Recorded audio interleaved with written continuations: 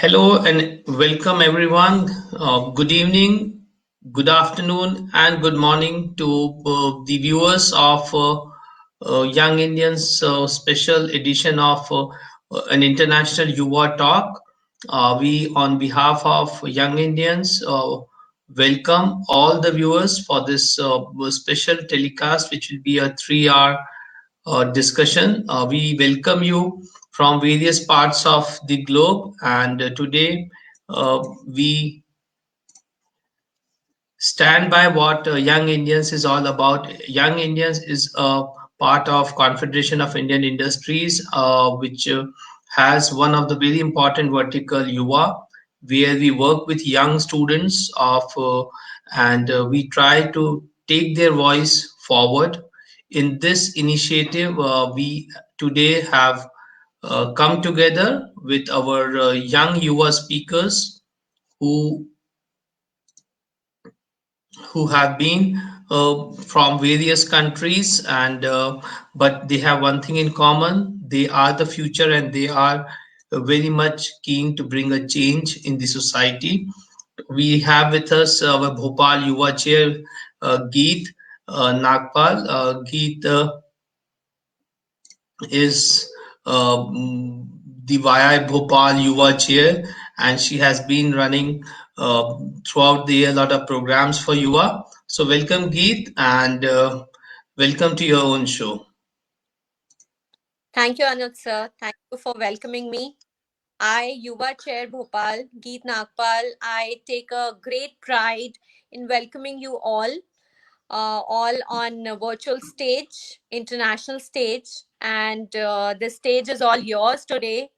So I sincerely thank you all my Yuva students who give their precious time and their participation in these activities throughout the year.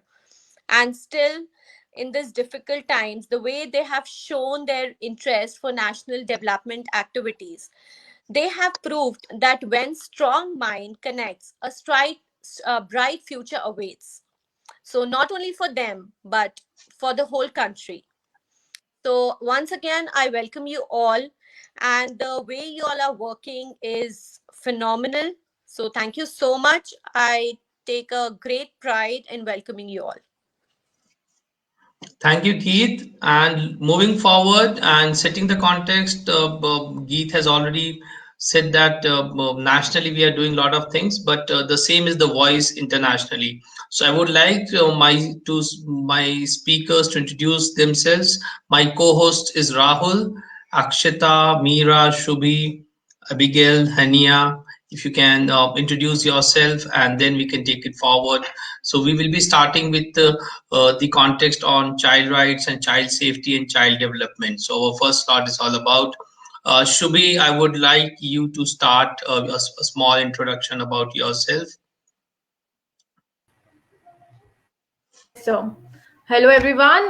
My name is Shubhi Baronia and I'm from India. I'm an active member of Yuva Bhopal and I'm really proud to say that I'm working with YI and it's been a great journey for me.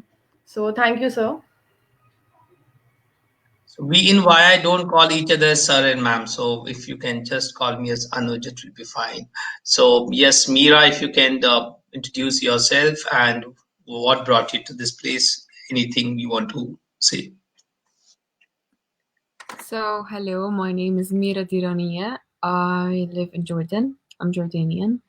I'm studying the pharmaceutical and chemical engineer in the university. This is my 4th year. And I wanted to join this to speak and have my way of thoughts and just say it. That's it.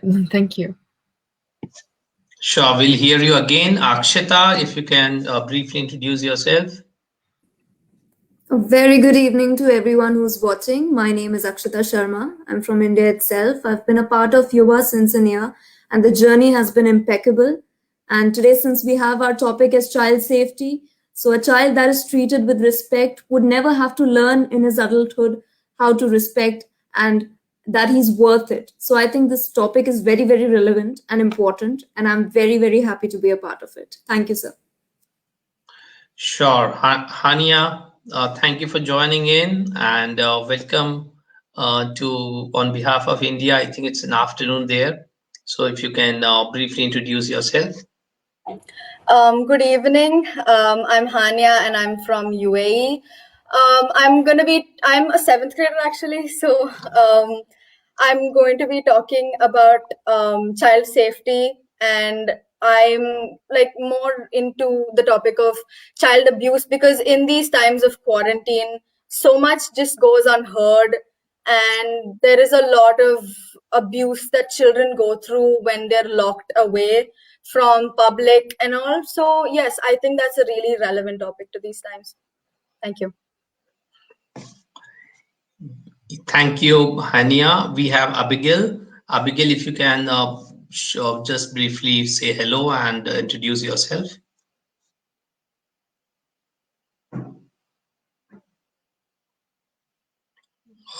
Abigail, if you can introduce yourself.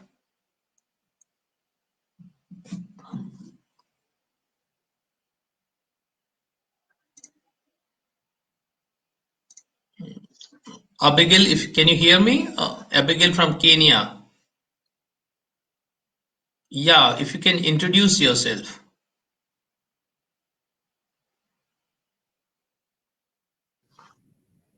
There's maybe some network issue with her, I guess. Sure. So Abigail is from Kenya and she has a concern for child rights, child safety, and child development. And we'll have her listening to her. There could be some network issues, there could be some challenges with the network connectivity, but we are young Indians and the Yuva, we don't believe in any hurdles, but we believe in the possibility of doing things, and that is how we have Yuva. So we also have Perelehin. She is a panelist for the climate change, but she's from Indonesia. Welcome, Perelehin. And so we set the context, and to set the context, I would like Shubhi to start. You have worked with Masoom. If you have your opening comments to set the context, and then we go one by one and hear their views and their ideas for future of child safety. Shubhi, over to you. Yes, sir. So, hello everyone. My name is Shubhi, and I'm a LNCT Yuva chair of Masoom. And working with Masoom and working for child right is something I've always wanted, and I want people to hear about this topic because I am pretty sure that many of us sitting here must have been the victim of child abuse. So. I think many of us can relate with this topic, and this is the topic which is very close to my heart when I came to YI, and that's why I chose this Masoom vertical. And I feel really proud to be representing today in this international Yuva talk. So yes, thank you, sir, and all the best to everyone. And yeah. Thank you, Shubhi. And we have Abigail again. So, Abigail, if you can introduce yourself, if you can hear us. Thank you. My name is Abigail Manuti, a Kenyan, a third year law student at the Catholic University, and I'm happy to be here with you all. Thank you. Thank you, Abigail. In spite of the network issues, you are here. So we'll start probably with Hania. We would like to hear your thoughts on child rights, child safety, and then we go to Abigail and hear her. So Hania, over to you about your thoughts about. We would like to hear you. Yes, thank you so much. Honorable chairperson, dignitaries, and fellow panelists, I want all of you present here to go back and imagine as if you are your 10-year-old self. Now try to remember what your biggest fear was back then. That one fear that made your heart beat so fast that you could feel it about to burst out of your chest. That one fear that made your body tremble uncontrollably to the point where you can't take it anymore. That one fear that you're so scared of, you'd lock yourself in a room and hope you'd never have to come out. It may be a fear of death, wondering when death will call upon you, if you would go to heaven or hell, and if you'd still meet your relatives up there. Or it might be a fear of kidnappers that will come into your room in the middle of the night and take you away. Now imagine being a child who fears his own parents. Imagine being a child who has to live with the fear of getting beaten up every single day of his life. Imagine being a child who does not want her mom to leave for work because she knows that she will be abused by her caretaker as soon as her mom leaves. Imagine being a child who has no one to share his thoughts with. This makes it clear that the topic I'm going to address today is child abuse. Every day we hear incidents about crimes against children, which are widely reported in our media. We used to wonder how a human can misbehave with a small, innocent, helpless child, and sometimes take solace to the fact that it happens elsewhere and to an unknown child. But the fact is, today, 1 out of 3 girls and 1 out of 5 boys are subjected to abuse cases before they reach the age of 18. And approximately 5 children die every day because of the consequences of child abuse. 2 children a week die from child abuse in Britain alone, and many more deaths go unrecorded. If you hit your child and it leaves a mark that lasts over an hour, it's considered child abuse. Child abuse can hurt the way they grow up and can have a severe effect for them later on in their life. We're losing the energy and focus of our young generation, and today child abuse is considered as a widespread epidemic against children. It's a criminal offense, and the world is gearing up to stop it. Child abuse isn't just about bruises, black eyes, or broken bones. It's more than that. Child abuse can take many forms, including physical abuse, sexual abuse, emotional abuse. While physical abuse and sexual abuse usually leave marks on the child's body, emotional abuse is more insidious. Sometimes emotional abuse is described as an invisible abuse, one that must be overheard to know that it's really happening. A variety of behavioral changes in a child can point toward emotional abuse. Under sexual abuse, the majority of perpetrators are someone the child or family knows. A perpetrator does not have any relation to the child. They can have any relation, including an older sibling, a playmate, a family member, a teacher, a coach, a caretaker, or the parent of another child. According to 1 in 6, sexual abuse is the result of abusive behavior that takes advantage of the child's vulnerability and is in no way related to the sexual orientation of the abusive person.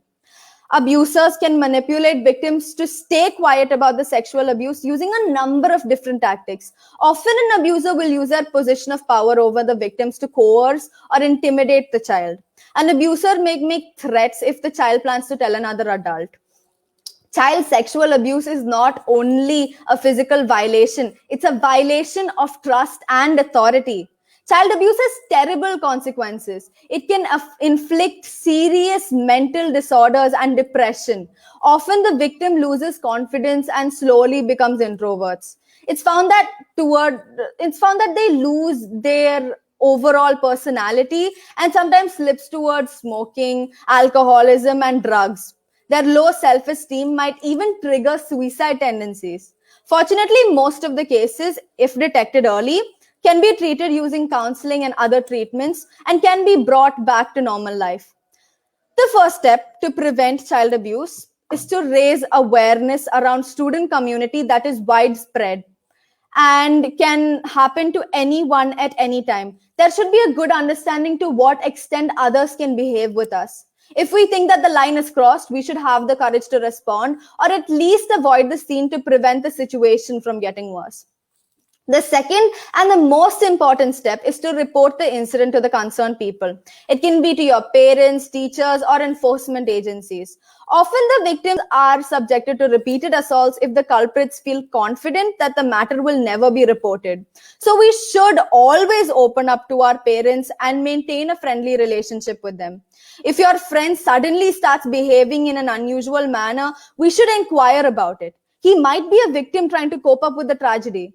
Give confidence to such people. Always make them understand that hiding incidents will only invite further complications. Even though discussing with friends might help to an extent, reporting to seniors should be done. We should not take any chances and should never be ashamed of talking about it. Our courageous act will also inspire others to follow us. And third, there should be more attention brought to the public regarding this matter. Just as the media brings forth the saddening news of various child abuse cases, there should be more discussion on prevention strategies and awarenesses. Alongside this, child protective services need to become more keen to the signs of abuse and the need to intervene appropriately. The pain of the victim is so deep that no one can imagine his or her plight. It leaves an indelible mark on the soul. The physical injuries and scars can still be seen and cured, but the scars that the suffering leaves on the soul of the victims last forever and ever. Child abuse, a relatively global issue, often hushed by all, needs to be resolved by us. Sufferings and depression, if last long, can turn into a disability. As the future leaders and parents, we should work on creating an environment safe for the generations to come. Thank you. Very well said. And Hania, you brought a good context and covering every aspect. I was just listening to a kid or a child, and probably my child could relate to that about the uncertainty and the concerns the children have around them for their safety. And if a child feels concerned, then it definitely affects his or her development, mental and emotional also. So we would like you, Hania, to stay in the panel. We'll come back to you and discuss few questions as they come.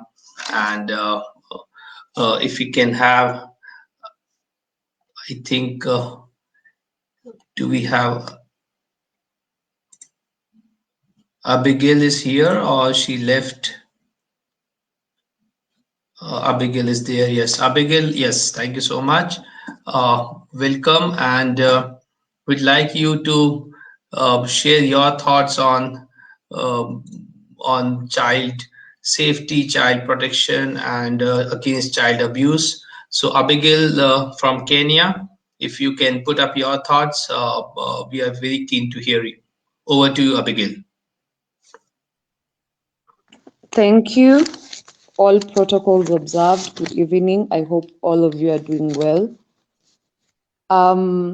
So I'm walking down the street and my phone gets stolen, and probably I am threatened by using a knife or a syringe that if I don't give this person, my abuser, my phone, he might kill me. So I give my phone to him, and I go back home traumatized because of the whole incident. But tomorrow, the following day, I go back to that same street. But why I'll be walking in fear because of the previous incident that happened to me. Now let's talk about child sexual abuse. Who is a child? According to law, a child is a person who has not attained the age of majority. And in most countries, the age of majority is 18 years old. And what is child sexual abuse? According to the 1999 World Health Organization consultation on child abuse prevention, child sexual abuse is the involvement of a child in sexual activity that he or she does not fully comprehend and is unable to give informed consent to. It may include, but is not limited to, inducement of a child to engage in any unlawful sexual activity, exploitative use of a child in prostitution or other unlawful sexual practices, and exploitative use of children in pornographic performance and materials. We have laws on both the national and international level that prohibit and criminalize child sexual abuse. Article 19 of the Convention on the Rights of the Child addresses the issue of violence against children, and this includes sexual abuse. This international convention aims to protect all children, and it has been ratified by 194 countries. Allow me to give you some few statistics on child abuse, so that child sexual abuse to show you how big of a problem this is. According to the Center for Disease Control and Prevention, about 1 in 4 girls and 1 in 13 boys are experience child sexual abuse at some point in their childhood. 91% of child sexual abuse is perpetrated by someone the child or the child's family knows. The odds of attempting suicide are 6 times higher for men and 9 times higher for women with a history of child sexual abuse than those without a history of child sexual abuse. According to these statistics, we can clearly see that child sexual abuse is a very big problem in our society at the moment, because you can see it has participated, or it has enhanced the cases of suicide. We can also see that most of the perpetrators are people who are close to us, our relatives, our friends, our teachers, and whoever we may know. When we go deeper into child sexual abuse, we can see that a child has been abused, but they cannot necessarily tell us, "Hi, mom, I've been abused by this and this person," or so and so. There are 2 types of indicators. We have the physical and behavioral indicators. And some few physical indicators include injury, UTIs, etc. While behavioral indicators are sleep disturbances, depression, problems at school, poor self-esteem, and many others. So the next time you see your child having problems at school, don't conclude that your child is being lazy. Maybe your child is not taking his or her schoolwork seriously. Go deep into the matter. According to reports, child sexual abuse is likely the most prevalent health problem children face, with the most serious array of consequences. Why is there need to protect the children, one may ask? Most people think of adult rape as a crime of great proportion and significance, and are unaware that children are victimized at a much higher rate than adults. We need to protect children, make them feel safe, and ensure that they enjoy and have a happy childhood. This will guarantee them a brighter future. As earlier said, abusers often form relationships with potential victims and their families prior to the abuse. This is called grooming, and some few grooming behaviors include special attention to the child, outings, gifts, use of secrecy, blame, and threats to maintain control. Why do we need to know these grooming behaviors? So that we can keep tabs on our children and ensure that the people our children interact with don't misuse their interactions with our children. We adults are responsible and have to ensure that our children are safe. We have to sensitize and educate, because knowledge is power. We have to educate the children, teach them skills that they can prevent sexual abuse, teach them about their bodies, how to ensure that they are not misled by other persons who interact with them. We need to educate adults. Why? Because adults have to ensure the safety of these children. Parents need to create a safe environment, an open space for children to come out and say that they have been abused by this person or this other person. Abuse is never contained to a present moment. It lingers across a person's lifetime and has pervasive long-term consequences. In this world, there is nothing so beautiful as a happy child. And as John Kennedy said, children are the most valuable resource and the best hope for the future. We therefore should aim at protecting these children at all costs, no matter what, because the children are our future. Thank you.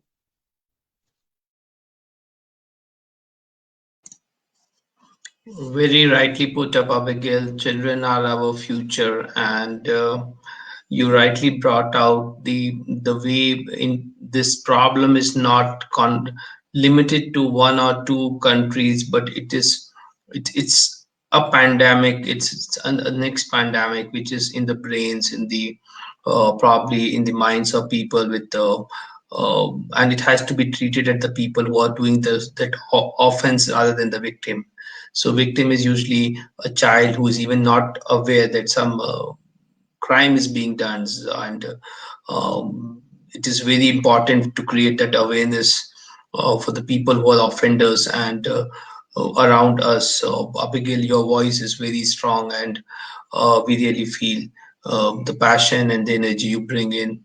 And thank you so much for setting those strong words for us. And these are the guiding force for the young people who are in the panel and who are listening, and who will be the future to make our the childrens around us feel safe, because for them as Abigail said, and Mr. Kennedy also said that having a happy child is the best thing, and making him giving him a good future is what we as the society should ensure and should be committed, whether we as entrepreneurs, young students, government, or any authorities, and including Young Indian CII, we should work on it. So I'm quite thoughtful hearing you, Abigail, and you gave your time. Just be there in the show. We'll try to talk about something before we wind up. So we move on to Mira. Mira, thank you again for joining in, and we'd like to hear a young student from Jordan. What is her views about child safety, child development, and how we can get the child abuse off from our society. So welcome, Mira, all yours. Hello, everyone. I hope everyone's good. For me, I've prepared over the topic child safety. Not only the abuse, of course, the abuse is a very big issue, but how can we have a safer future for the kids, for the children? So I have many aspects. I'm going to mention them one by one. First, of course, family. Children must feel loved. Sometimes the family put pressure on those children, and sometimes that affects their own personalities. That may lead to many things we don't want to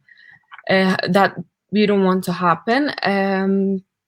Of course, families is the biggest thing that affect the child safety. When families care about their children, they think about their children, they educate their children, it would be a better future for them and for their personality. And yeah, of course there is a family abuse, parent abuse, and this is a big issue. That leads to violence, and sometimes their families use their children by let them work and have money for the to spend. This is a usage of children, and they don't study. They don't go to schools or universities. They just work for their families to just to aim money to give them to the families, and the parents, they don't do anything. They just sit in the house and do nothing. Of course, having a safety environment also will affect the, of course, safety child. We have kidnappers, so many things, and sometimes I've heard of thing that old people, they're getting married to kids, and this is insane, you know. This is can ruin the whole life of his of this kid. Also, health is one of my point of view of aspects. Even the balanced diet and the food, I took it as being a safe child and having better future. So there, some families, they can't afford food, or they can't afford healthy meal. And that's, I think, for me, is something that have to be as a charity, while this kid in school or in somewhere they will have a full free meal. And yeah, and also the vaccinations. Many families, they can't afford the vaccination, and this is really important. For some age, we have to afford these vaccination free. And you know, every child have his own creativity, and when child abuse and so many violence that's happening to him, that will ruin everything, his life and everything. So keeping the parents educated about the safety of child is very important, when child should have better future education and so many things. I have an idea that we should do a support women empowerment association. As women, when we support the woman, and the woman will work maybe like small businesses in her house, and she can keep her children touch with her children. This is a very big solution for many things, you know, because nowadays parents leave their children and they go for work and they do nothing, and the children, they stay by themselves, and they're not with their family, and may occur anything, yani, anything. And also, I'm gonna talk about the technology nowadays, because of coronavirus. Maybe schools in some countries is everything online. Like now we're talking online. So these kids can have their phone easily, and they can search for many things.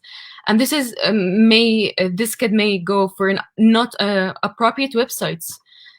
This is very dangerous. Maybe that leads to kidnapping or so many things. Also by cyberbullying from friends, maybe.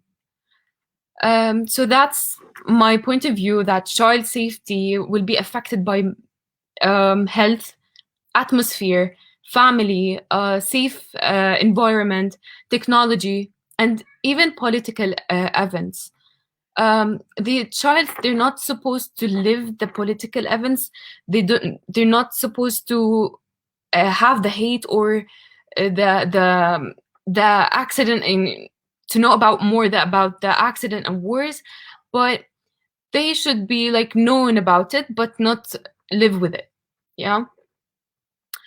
So yeah, I think I've prepared for many aspects. Maybe I'm supposed to only talk about the cyberbullying, but I thought about everything. Yeah, this is it. I hope you enjoyed. Yeah, we really liked you putting various new aspects, not just on the safety and the threat, but on the development, but also on the vaccination, also on giving them sufficient nutritious food. So a lot of people across the globe are starving and not getting proper food, vaccination, proper education. So definitely child development should include everything, not just child safety. So Mira very rightly brought a lot of inputs on from cyber.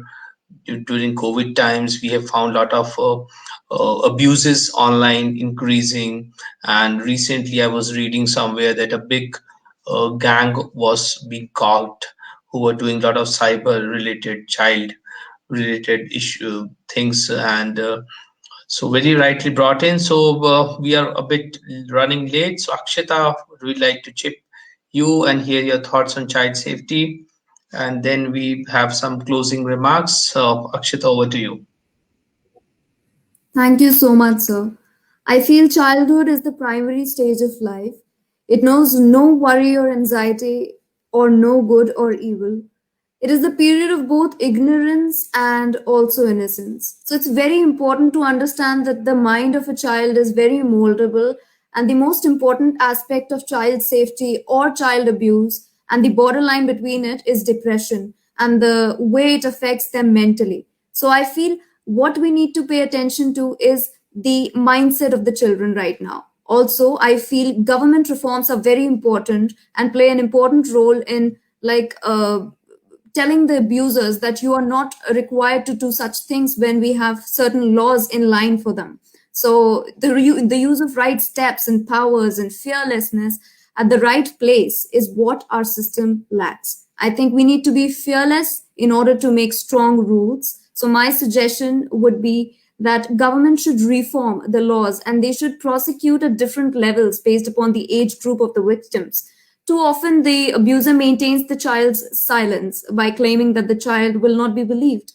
For many children, their worst fears are realized and they may be accused of lying or even held responsible for the same, but when they're actually not. So, we need to take care of those instances and need to make sure that we talk about these matters. For example, talking about touching, the good touch and bad touch, which plays a very important role. Some of us don't even have like the basic knowledge of it. So I think awareness related campaigns where parents are included along with their children with proper demonstrators and proper teachers, I think that plays an important role, and awareness comes from us, totally for us. So I think we all need to join hands for the same and not need to tarry about it. So I hope that this awareness program will be put forward by our team. Thank you. So thank you, Akshita, for putting this together. And quickly, if we before we conclude, if we can have everyone giving one line statement, what. And before we do that, I would like Shubhi, who has been doing a lot of events around Masoom, which is our vertical for child safety, child development, to give her closing remarks as a conclusion and putting how in future can we work for this initiative. Shubhi. Yes, sir. Hello and good evening, everyone. So, I would like to highlight my views on the sensitive topic which needs to be heard. As I already said, that I'm pretty sure that many of us present here, many few viewers and the panel person who are present here must have been the victim of child abuse. And now, being youth, we can help the children as they are the future. And our society have the responsibility to help children thrive. Yet millions of the children around the world are sexually abused, and the effects are often devastating and long lasting. We read about child rape and child sexual exploitation in newspapers daily. India leads the world as a country with maximum case of child sexual exploitation. Statistics have shown that in India, every 155 minutes a child under 16 years of age is raped. Parents of sexually abused children are scared to tell anyone due to the fear of being ashamed in society. It is not true that only strangers commit this crime. It can also be committed by the member of the family, relative, and even neighbors. According to the survey, 90% of the people sexually exploiting the child are known to the children or are the people whom the children trust. There have been many instances where the father himself, cousin, brother, uncle, and neighbors have sexually exploited children. In the wake of coronavirus pandemic, India has was under stringent nationwide lockdown as people across the country are fighting the novel virus and keeping themselves safe by staying indoors. The lockdown has proven to be nothing short of hell for the children trapped with their abusers at home. Unfortunately, being in a confined lockdown space is a hotbed for a spike in violence and abuse. In the first 11 days of lockdown alone, a child line of children in distress, which is banked up the Ministry of Women and Child Development, received 3 lakhs of call for which most of them were regarding abuse and violation on children. Childline has also saw a 50% increase in the number of calls during this pandemic. I became It became very critical that there is somebody within the household who is equipped to de-escalate the situation, who's equipped to separate the abusive from abusive and be able to create a safe and a secure space for the children. Usually, CSA is ignored and we don't address it. Often, there is a denial about it that it cannot happen in my house, it cannot be happening around me, it cannot be happening with friends and family. Even if we get to know about it, it's something so taboo. let's not talk about it, let's just keep quiet about it, let's not bring it in anybody attention, because we will be very ashamed and we will be stigmatized. So denial and stigma is very strong around it. So, in India, it has been seen with the increase in the number of sexual abuse. Government of India came up with India's Protection of Children Against Sexual Offences Act, has and Immortal Traffic Act, which has been recently strengthened in the aim of fighting children right violation. There has also become a corresponding increase in the number of child abuse case filed due to the awareness about the legal recourse, translating to an increase in the number of conviction. Reporting incident of child abuse can also be helpful. Online system of children to report sexual abuse are also present. But are the government policies enough to stop these crimes? No. If we really want to see the change, we have to work for it. One of the first thing that we should put in place is resolution mechanism. If the student gather the courage to talk about it, it's then the disclosure cannot be the end point. The disclosure has to be the beginning point for that. Because what after the disclosure, what can they do once they have recognized or accepted that they or somebody they know have been through this experience? So we can put together a resolution mechanism which can have counseling option, legal advices, and we can create it a free cost of service. Apart from all these, one of the most important factor is parents, as learning of all sorts starts from house, and in order to prevent such a heinous act, the role of the parents is of utmost importance. Parents must educate children about sexual advances or threats and protect them from abuse through the concept of unacceptable bad touch. This is communication which is constant, friendly, and frank, and teach children how their sexuality works so they don't unknowingly harass other in any way. At the end, I just want to tell every child that there is nothing that they can do after taken advantage of by somebody who should know better. But at the same time, I want them to believe that they have the power to stop somebody from taking advantage. I want them to take the ownership of their body. I went through various case studies in my journey of working with Masoom, and there were various end results. There are various conclusion to this, but none of them felt right because there is no way to wrap this subject up in a box, tied in a perfect bow, set it aside, and call it done. It requires an open and sometimes uncomfortable conversations. I just want every victim to know that sexual abuse is not and never will be their fault. So thank you. That's all from my side, and I hope you all are doing great.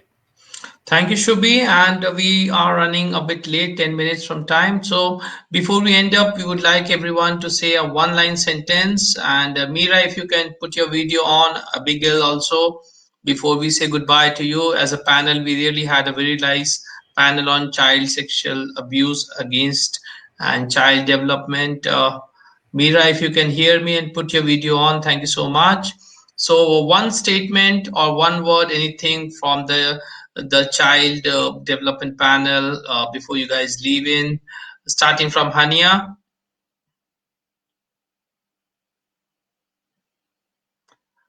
One line or one word Thank you, sir. which the world should follow. Yes, One sir. sentence or one word.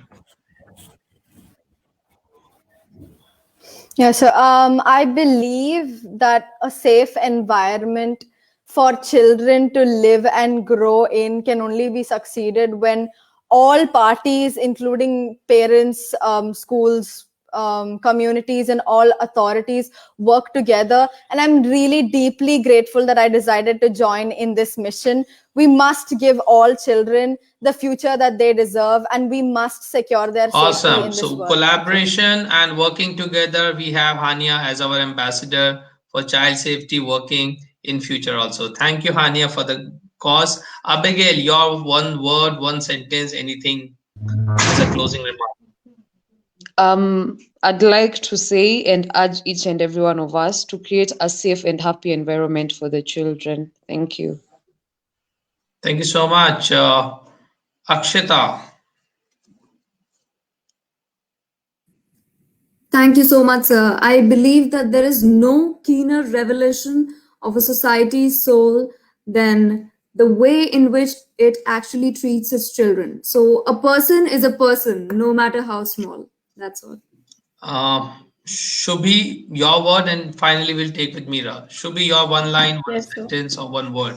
I just I just want to say that what why I say we can and we will stop these child abuse and we will help the children to get a safe and happy environment. Thank you. Thank you so Thank much, you so everyone. much. So, Mira, your final statement as a call off for this conclusion for this panel. Okay, thank you. To advocate for victims of child abuse and neglect with the goal of securing safety, justice, well-being, and a permanent nurturing environment for every children. And thank you so much. We should not stop. We should talk about it and never neglect this issue. Thank you. Talking about not neglecting is the final word for this panel we had from Mira. So we should continue talking about it, spreading awareness. Thank you so much, Hania, Abigail, Akshita, Shubhi, and Mira for joining in and putting those words we have with us the next panel.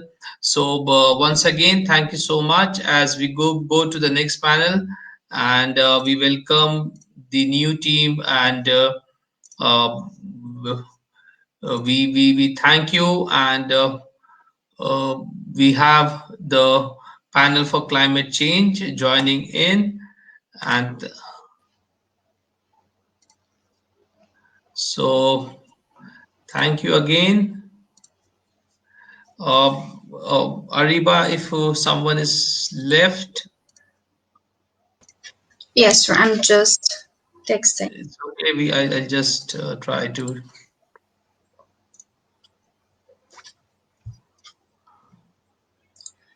Oh, but sorry, sir. So welcome once again, Vanessa Peralihan Ariba for the next panel of climate change by Yuva. I have with me someone who is my friend and my colleague from Delhi, Varun Jain. He's the chairman of YI Delhi. Welcome, Varun. And we will be, Varun has asked to be there uh, as a co-host, and we have panelists joining in from South Africa, Indonesia, Italy, and India. We have with us again Geet Nagpal, who's the chairman of Yuva Bhopal, and this entire show is hosted by Via Bhopal, and Varun from Via Delhi is our supporting us and joining this climate change discussion. I think we are not missing anyone, or are we? We have uh, we have someone who's missing. Yes, sir. Luxolo is probably going to join us soon, and mm,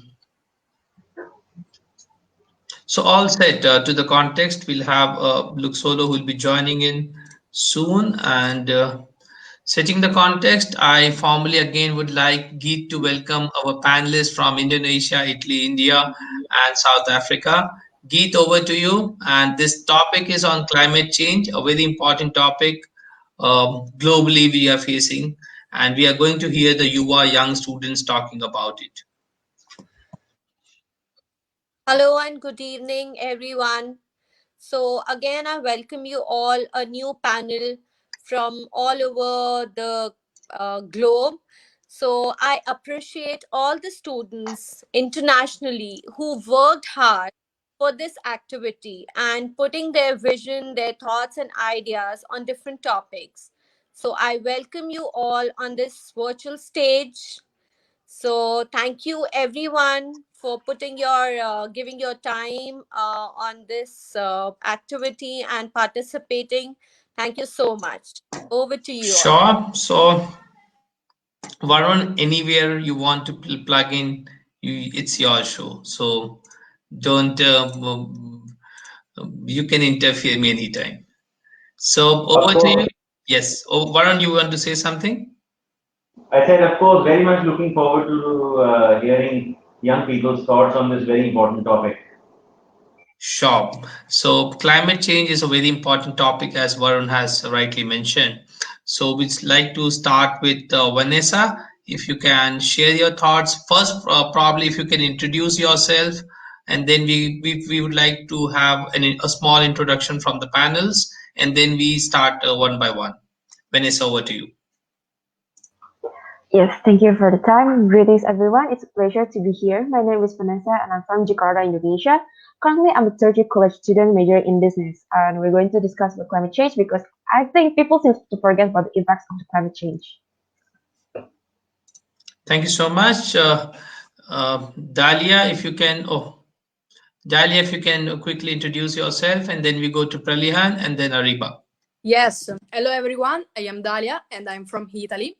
I choose to talk about climate change because it is one of the serious problems of Italy and of the world, and then because I like so much it. Thank you, Dalia. Pralihan, if you can introduce Okay. yourself. Okay, first of all, let me introduce myself. Good evening, Chair. Good evening, all beloved panelists. My name is Tata, or you can call me Pralihan Pertiwi. I'm from Jakarta, Indonesia, and currently I'm an undergraduate biology student. Thank you so much. And Ariba, we'd like to hear you. Yes. Yes. So first of all, good evening to our chairs, especially Anuj sir and Varun Jain sir. Thank you so much for being here. And then Geet Nagpal ma'am. Feel really nice to have you all hearing us, watching us, because we as the youth here feel that, we want our voices to be heard. And if it's heard by people like you, with like chairs like you, so we feel even more elated about it. So hi everyone, I'm Ariba Ashfaq and I'm an undergraduate student. I'm currently pursuing my third year of BTech, Computer Science Engineering, and about the future of climate change. I'm really excited to talk about it because this is a very pressing issue and we all need great insights about it. So yes, thank you for having me. Thank you, Ariba. Very rightly said. And we go to Pralihan, and we'd like to hear your thoughts and what you think about the issues around climate change, which you think are the important issues, how we can address them, and what the future can bring about for the climate change for the next generation. Thank you. Yes, over. Sure. Thank you very much, Chair.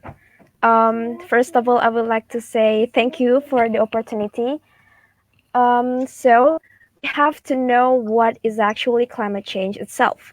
Climate change is a defining issue of our time, and we are at defining moments. Well, we can say that climate change is very crucial, and global warming is actually a very main problem today.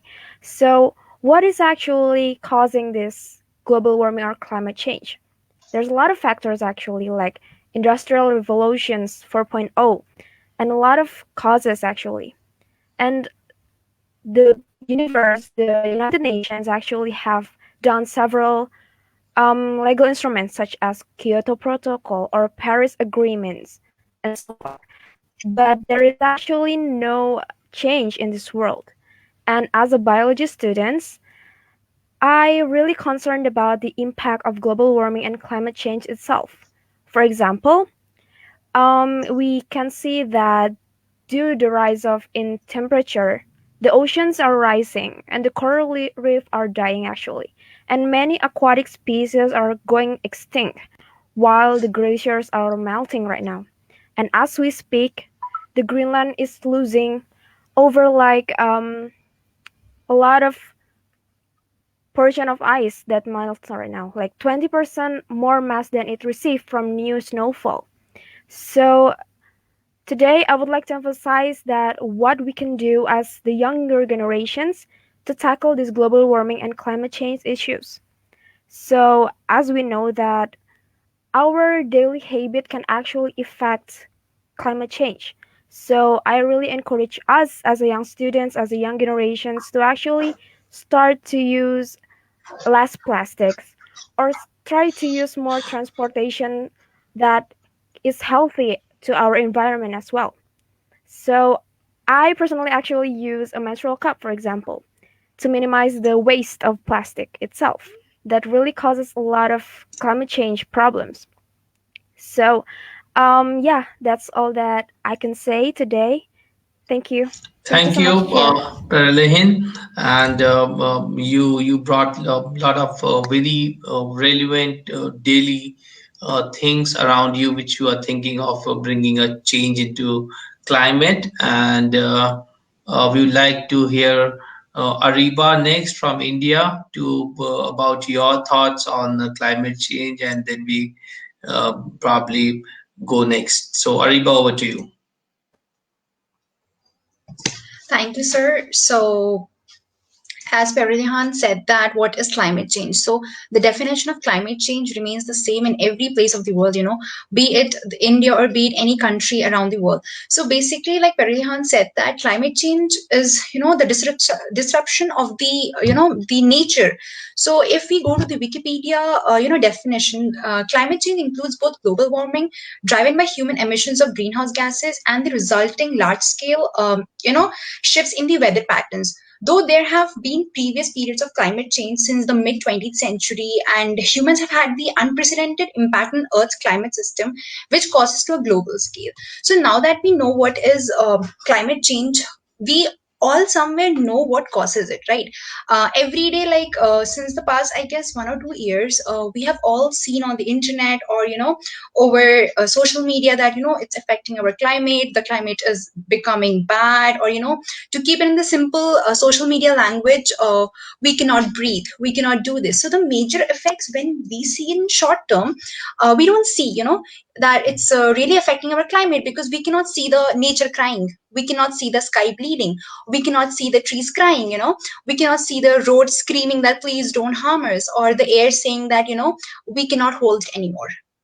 Just because these things cannot speak, we don't know the damage or the pain we are causing them. So if we go into the depth of the issue, the reason, like I think since our fifth or sixth grade of schools, we're all taught about the mother nature and what affects it and what causes harm to it. We all, when we were studying, we all just went through it, okay, this is the reason how we can damage our nature. But did any of us really sit and think that, okay, this is how we will in future harm? When we like listen about different issues, we feel that we will never contribute towards it. When we listen to people talking about harmful things, we never think that we ourselves will contribute towards it. But unknowingly, unintentionally, we do. Let's say, for example, climate change, the topic that we are talking right now. In fifth or sixth grade, when we had social science studies as our subject, we used to read that deforestation causes damage to the nature. So we were like, okay, once we grow up, we will never cut the trees. But unknowingly, we do. Unknowingly, the people around us, the nation that's going in a fast pace, they do cut trees. So that is one of the major causes of, I would say, climate change. So basically, climate change is caused by, as I have already told, greenhouse effects, right? Greenhouse emission. What is greenhouse emission? It's the gases that go into the nature, right? Putting it very simply. So now coming to the future that we hold of climate change, talking about my country, India, the weather, the environment that we have here is very unsafe if we see in terms of climate, because no matter the pollution level that we have, like if I step outside right now, I go into the clear sky, I will not be able to see the stars. What can be the reason behind that? The reason is pollution. So the everyday pollution, the everyday problems actually look small to us. They look very insignificant. They look very inconsistent, but they all add up to a major cause, right? Me not being able to see the stars today is not because today the pollution level was very high, so that I'm not able to see the stars. It's because the pollution level has been really bad since few months, that it's adding up to the day to day, and it will continue adding up every day. So this makes me believe that we, every single individual, every single person is, whether knowingly or unknowingly, is contributing towards this global change over this problem. Especially talking about India, where I'm right now, people think that climate change is not really that big of an issue, the people around us, because like I said, we don't know how we're contributing. Like a few days ago, there was this in the backyard, I saw that the people of the other building, they were burning dried leaves, the garbage that they had collected in their homes, they were burning that behind their house. So for them, they were just cleaning their house, but they did not realize that the garbage that they're burning is producing carbon dioxide, which will go and get stuck in the environment, which will go and get stuck in the air and lead to global warming. So these are the small things that add up every day. Now, coming to the future, I think if we do not really see our actions, if we really do not see what we are going and how our minor bit of actions change the world, it will really get difficult for us to live in. Especially if we talk about festivals, our country has become a little more educated over the past few years regarding Diwali, because they burst crackers here. Like Diwali, that is how we believe that Diwali is celebrated, which is, I love the lightings, I love everything. But if we come to the air thing of Delhi, the air is not safe to breathe in Delhi when it comes around Diwali. The reason being bursting crackers on such a large scale that it gets really difficult to even breathe in the city or even breathe over there. So these are the things that all collectively lead to the same problem, you know. So I have a lot to say. I can go on, but we have other people like panelists as well as with me. So I would like to continue after I've heard everyone's opinion. And yeah, so thank you. And yeah, that's from my side. Thank you, Ariba, bringing Delhi also in climate change. So definitely, it has been into news about the fog and how Delhi, the capital of the country, is facing some serious issues around pollution and climate change. So we'll probably hear something later about it. So we have Dalia now from Italy, and welcome, Dalia. And over to you. We would like to hear your thoughts. Yes, first of all, thank you so much for the occasion. And what is the climate change? It is a significant and lasting variation in the statistical distribution of the meteorological trend, and it can occur over decades or millions of years. So, to me, struggling against climate change, one of the biggest challenges our world has ever faced. So the increase in the average temperature recorded in Italy in the last decades is higher than the global one. So it is just now that we are given the opportunity to act and prevent irreparable future changes. If we don't proceed immediately, we could have serious consequences, such as melting of glaciers and sea level rise due to the expansion of water and the warm temperatures. So many more hurricanes, flood, droughts, and storms. Water scarcities in some areas, desertification, season with more food shortages, loss of habitats, biodiversity, ecosystems, and extinction of species, increased disease, especially malaria and fever. Concretely, what should we do to reduce this damage? The first, avoid disposable materials and reuse what we buy as much as possible. Then, if we can't reuse, recycle. So travel by public transport, carpooling or bicycle as much as possible. So pay attention to our clothes materials, choosing sustainable fashion brands. Think about how the food we eat is processed. Try vegan and vegetarian options and buy local products. Increase our energy efficiency as much as possible, and buy renewable electricity. In Italy, associations for climate change have been formed, such as 3 Days for Future, which create strikers, assemblies and meetings to talk about this problem, finding a new sustainable solution. So thank you. Thank you so much. You brought a lot of very valuable, not only the problems, but the possible solutions. So we'll come back and have a small conversation later. So we move on to Vanessa, and we would like to hear from you, your thoughts. Yes, please. Thank you for the opportunity. So let's talk about climate change. I totally agree with the other panelists, and I totally have the same view about climate change. And I believe that everyone here already knows about the climate change and is pretty sure everyone has understood the effect of climate change. But I don't think people seems to care and do something about it. Some of the effects of climate change that we are already familiar with are wildfire and rise in sea levels. I just found data that around 190 million people currently live in areas that are expected to be under high tides level by 2100. For example, from an article by 2050, 95% of North Jakarta, which is my place, could be submerged. And people blame rising seas, but it's actually the fact that the city is sinking 10 inches per year. Even BBC said that Jakarta is the fastest sinking city in the world. Imagine if we didn't prevent the climate change from getting worse. Now I will highlight some ways to prevent climate change.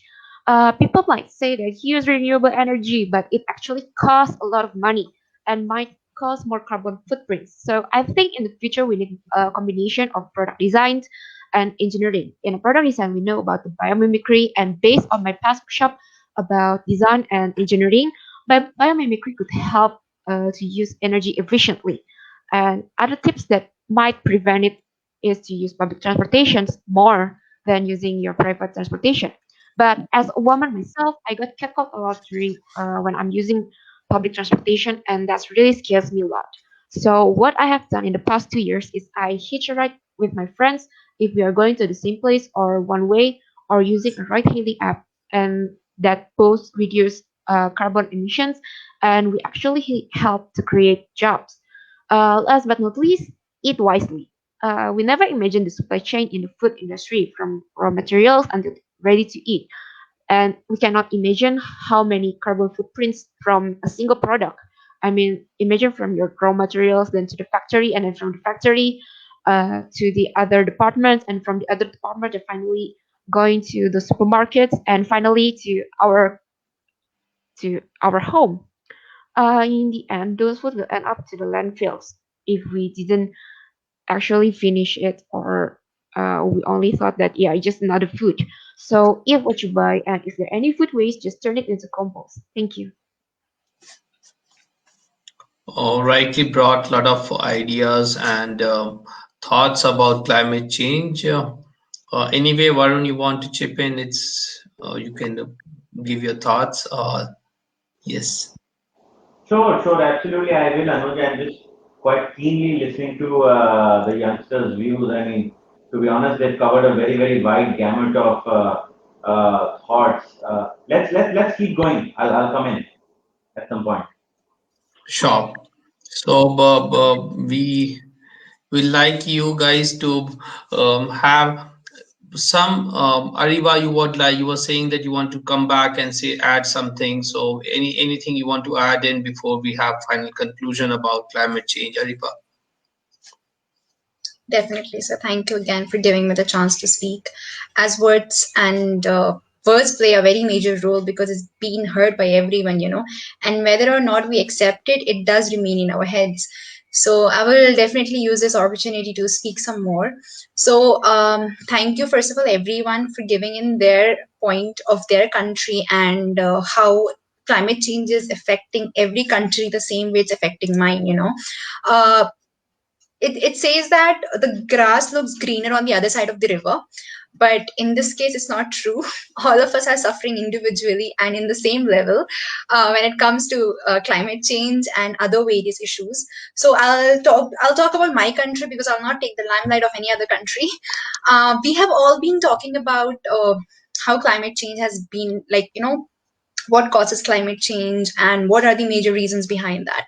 So if we are discussing the problems, I think it's our duty to discuss the solutions as well. I can point out from a distance that bursting crackers leads to climate change, and it makes the air difficult to breathe. But it's also my responsibility to talk about how to not burst crackers, or how we can improve the situation. So I will take this chance to even spread awareness or knowledge about how we can contribute our little bit about how to save the environment. Just like I said in my previous speech or discussion, that unknowingly we are contributing. So why not we should knowingly contribute towards a better cause. So to make our climate better, to actually have a future for our climate, it's our duty to start from today, from now onwards. I would like to point out few insignificant things that we do which leads to a major issue, like leaving the car on when we are on the street light, I'm saying the traffic light. When we are waiting, we leave our cars on because as soon as the signal turns green, we just have to leave. So if we would rather turn off our cars, and just for the duration that the red light is there, if we just turn off our cars, that would lead to a very different, that would lead to a great change in our environment. Because let's say that 50 cars shut down at that moment, 50% of less pollution will be created in that area, which will actually eventually uh, make the whole scenario much better. So I would like to shed a little light on the topic, like during when the lockdown was happening, back in March and April, when the lockdown period started, all over the country, I saw a different change. The first 1 month I was really feeling low about staying home. But one day, after I guess 1.5 months, in April, I went out, and at the around 5 p.m. I could see that the sky was pink. So what I did, I started making a routine to go out every day for the next week to see if I can see the same sky, and it was there, which was never seen at 5 p.m. in the whole 2 years that I have lived in this place. So that made me realize, because of every vehicle shut, because of every components that harm the nature being shut, the sky was clear. This small difference showed me how much our actions affect around us. So this is how, for me, what I see the future of my climate change is that when I go out at 5 p.m. or at 6 p.m. every day for the next few years, for the next 20 years, I want to see the sky pink. I want to feel the fresh air. I want the next generation that's coming after us to feel the same happiness, to feel the same fresh air, to breathe in the same fresh air that I did. So now, lastly, how to contribute towards the betterment? We can contribute our bit by not using cars or motorbikes unnecessarily when we are going out for a short distance, so that we can prevent air pollution. We should not cut trees unnecessarily without any use, like without any beneficial use. Instead of that, we should plant more trees, so that we can cover our mother nature, our mother earth, and spread greenery. And we should not burn leaves around us, or we should not burn any plastic related things, so that we can contribute our little bit. So yeah, thank you for listening, and over to the next person. Sure. Varun, yes, yes. Yes, Varun. We have time still for climate change. Yeah, we have. No problem. However, welcome people for accessibility, and we have time for climate change. Okay, cool. So, Yes, I mean, Varun, please. all the folks here are young folks, and, they're trying to solve climate change. It's a major problem. One cause of climate change that doesn't talked about enough is fast fashion, if you know about that, right? Till about when Anuj and I were younger, about 15, 20 years back, there used to be just 2 or 3 seasons: spring, summer, fall. Companies came out with different designs only 3 times a year. Today, I will not name the companies, but they come out with new fashions and new trends 12 to 20 times a year, if not more. Because it's cheaper, it's faster, they come out with new trends, new fashions every 15 days. This causes a tremendous amount of climate change because you spend a lot of resources to build these clothes. Water, fabric, um, uh, coal is burned, or other types of fuel is burned. Then these clothes are sort of transported across the world to get to the consumers, and it's causing a tremendous amount of climate change because people don't wear these clothes for more than a couple of months. They throw them away and buy new ones because it's cheap to buy new clothes. So, I would love to hear a couple of views, if time permits, on what you guys feel about this, and how can this be solved? How can we go back to, if we should go back to slow fashion from fast fashion? Very valid point. The youngsters put a lot of fashion, and any comments from which we take it as last about the fashion thing which Varun brought in. So any of your comments about that? Any one of you? Can I Yes, comments Prilly. about the fashions? Okay, so Yes, Prilly. in my personal view, fashion industry can really affect climate change. A single pair of jeans really needs gallons of water to make. So instead of using a good brand clothes and spend our money on it, why don't we try to do thrifting instead? Like thrifting is actually a very good alternative. And it can save our money, it can help the environment as well. So I believe that our small step can actually lead to bigger impact. And as the younger generations, we are really responsible to be the agent of change. So yeah, thank you for the opportunity. Thank you, Paralihen. Sorry, I'm not. We are not very familiar in pronouncing that. So Varun, thank you for bringing this fashion thing, because it's fashion everywhere. We have a lot of apps in India which is just running a lot of fashion things. Every time you see an ad and you get attracted to buy something, putting it in your store, if even if you don't need it.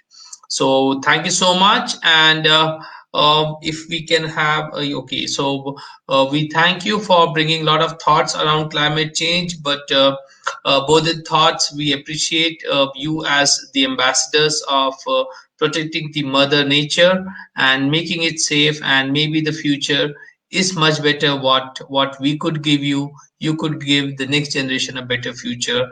We really look forward for that. And at the same time, I take this opportunity to welcome the panels for the accessibility, and we thank you for the time. And over to you. Thank you so much, and have a great evening ahead. And we'll be in touch. Thank you for joining in and putting your thoughts for bringing a change in climate for a better future, for better for the better environment and everything. So thank you so much, and appreciate you joining in. And we now move to the next panel with Rahul, Lee, and Olga. Olga was there and just she left. So hi Lee, Rahul, Yeah, and hi. Olga just joining in. We would like Geet again to join in, or this is a very important panel on accessibility, making inclusiveness about uh, uh, for everyone in the society, and taking that forward. So we are getting some very good comments also from the viewers, uh, and with this show is live on our Facebook page of YI Bhopal, and people are watching across the countries and the globe. We are feeling it very emotional with the young Yuva team from across the globe joining in, making comments, like Mariana and so many people from Indonesia. They were just supporting people around you, and so thank you so much for the viewers joining in.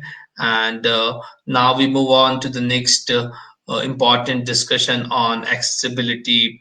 We have with us Rahul, Lee, Olga, and we will have probably we will have Patricia joining in very soon. And there are some network challenges at the end. So I would like you to briefly introduce yourself, and uh, any style, popcorn style, and then Geet will formally welcome you again. So, Geet, we would like you to be in the panel, beyond welcome, and we will at times have some discussion with you also. So, popcorn style, anyone?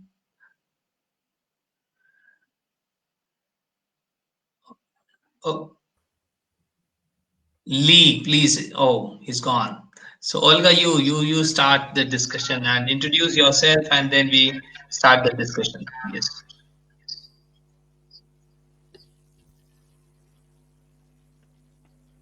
Yes, hello. Hello, everyone. Do you hear me properly? Yes. Okay, my name is Olga and I'm from Ukraine. And okay, good. I'm from Ukraine and I want to share with you my opinion regarding topic accessibility or with inclusion of differently abled. On my mind, inclusion means that all of people are equal, not depends on their health, appearance, experience, etc. They are equal because they're people.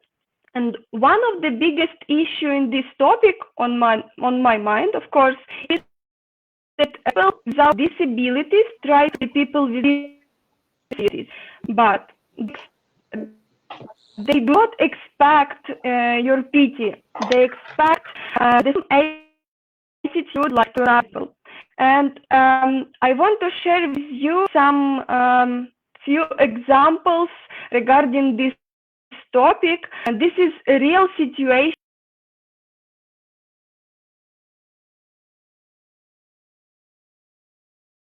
I think she's facing some network issues. We'll probably come back and hear her. So, welcome, Patricia. If you can briefly introduce yourself, we have Olga joining in. So, Patricia, if you can briefly introduce yourself. No, I'm from Peru. I studied international relations here in Lima. Great. So, I think there was some network issue, Olga. You can continue, and or probably we'll come back and hear you. Let's have the round of introduction, please. It's okay, Olga?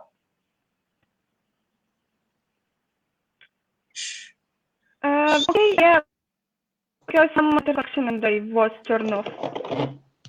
Sure. So, Lee, if you can briefly introduce yourself Yes, and today, your thoughts. So, yes. I believe I've been unmuted. So can everyone hear me? Yes.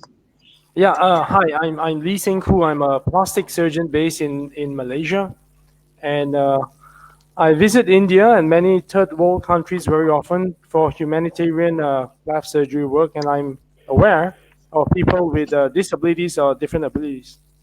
Good day, everyone. Rahul. Hello to all the panelists. I am Rahul Bhandari, representing India. Would like to thank YI Bhopal for giving us the platform to share our views on such an important topic, future with the inclusion of differently abled. I would like to start the session by quoting, "Disability is a matter of perception. If you can do just one thing well, you are needed by someone," said by Martina Navratilova. Thank you.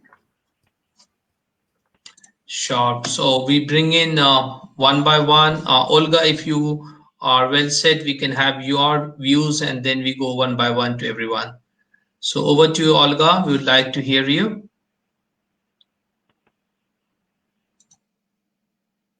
Yeah, do you hear me? Okay, hope everything is.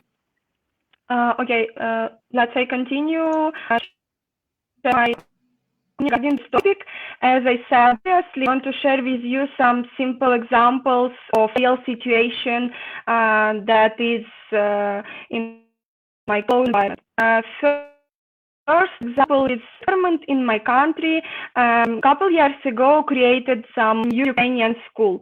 It was a lot of changes in the process and so on, but the most important thing, it is inclusion. My little sister goes to new Ukrainian school and she has a class. This boy has also separate person who can help him whenever he need it, and also the important the most important thing that it is there. This is teacher try to teach people there to respect this boy and to feel himself the same like another pupil, and also to be kind with him. This is sometimes not easy, but still, and I think this first simple example, but I hope that it can be everywhere in the future, and it can help to accessibility these people to all of things that it is in the world. And the next example is on my job. I have also a colleague who has disabilities, and his colleague US never said him that he is different or something else. Opposite side, we see in a proper manner, like with another people, and we have the same expectation to him in work results, for example. And the last time on my side, it is my mother, because my mom also has disabilities because she broke her leg years ago, and now she cannot go normally and always needs some painkillers. There's the family trying to help her as we can. Like, for example, work some hard physical work at home, cook food, and so on. And the last and the most important thing that I want to share with you, and I think that this is the main message that I wanted to share, this you see that people with disabilities need some help. If you think that some people need help, ask how you can help. And if people with disabilities are seeing us right now, just remember, you are so talented. This is all from my opinion. Thank you for your attention. Have a good day. Thank you, Olga. And I think there was some network issues. We probably lost her. So in these difficult times with network issues, I really appreciate the way people are coming, talking, putting their words on accessibility. We appreciate Olga for coming in and sharing her thoughts. And now we move on to our next panel, Lee. Lee, it's so nice to know that you are a surgeon. Keep visiting India. So, and you definitely had a lot of encounters about this issue on accessibility. And so we'd like to hear your thoughts about it. Well, good day to everyone. The first thing I would like to speak about is actually we are all born differently with different abilities. Sometimes when we walk down the road and we see a crippled man or we see somebody begging, and the first thing we do is we turn the other way. And we do that not because we are mean, but because it pains us to see so much suffering in the human beings.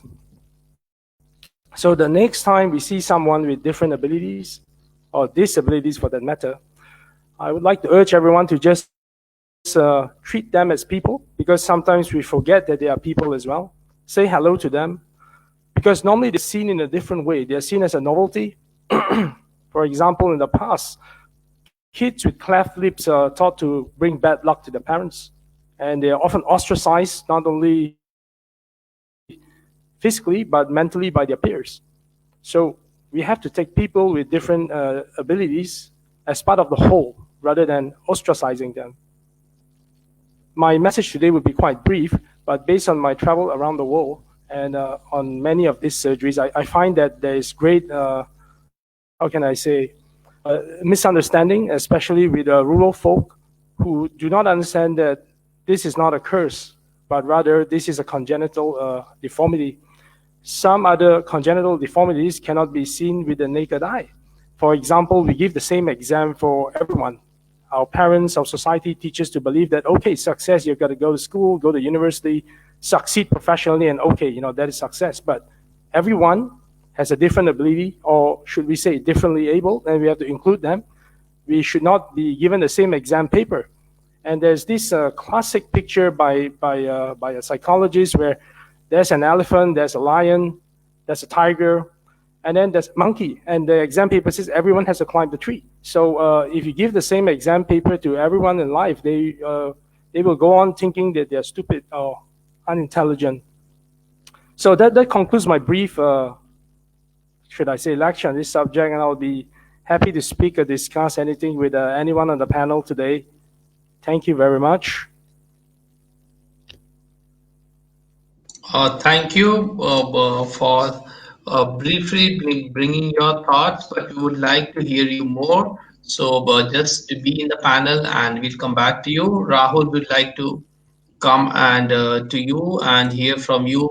Rahul has also been voicing this for the Yuva at Bhopal for the accessibility. So Rahul, over to you. Thank you so much, sir. The first and the foremost problem that arises with the differently abled people is that they look down upon themselves and more often hesitate to come across the public. This is due to the behavior of people when they see a differently abled person. Passing on comments, creating an obstruction to them, and much more ill practices are generally prevailing. If we put a full stop to all these malpractices by generally supporting the differently abled, then I'm sure it will be going to help to increase their confidence. And this is the very first step to be taken for the inclusion of the differently abled people in society. One of the major issues faced by the differently abled is that a large number of disabilities in them are preventable, including those arises from medical issues during birth, maternal conditions, malnutrition, as well as accidents and injuries. Further, there is a lack of affordable access to proper health care, aids, and appliances. This can only be ensured when preventive health programs are strengthened and all children are screened at a very young age. Comprehensive newborn screening (CNS) program needs to be put down for action, which seeks early identification of defects in infants and reduces the state's burden of disability. Going to employment, even though many differently abled adults are capable of productive work, they have far lower employment rates than the general population. The situation is even worse in the private sector.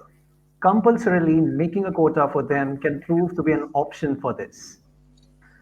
So this is all from my side. Thank you so much, sir, for giving the opportunity to present my views in front of the world. Sure, thank you so much. And now we move to a girl from Peru, Patricia. And thank you so much for joining in. And we'd like to hear your thoughts on this topic and what you think that the change could be possible. So anything around that, we would like to hear your thoughts.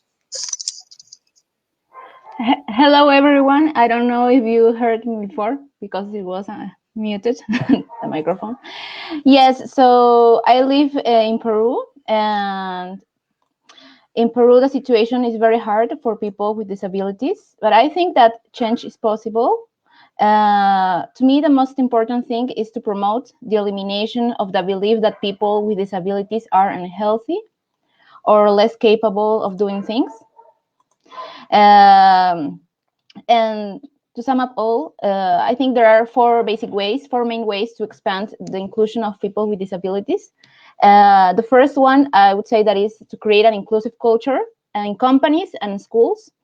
Also to broaden talent practices, because everyone has been born with talents, and so people with disability have also their talents to show to the world. And foster wider awareness of people, prioritize access for everyone that has a disability or doesn't have a disability.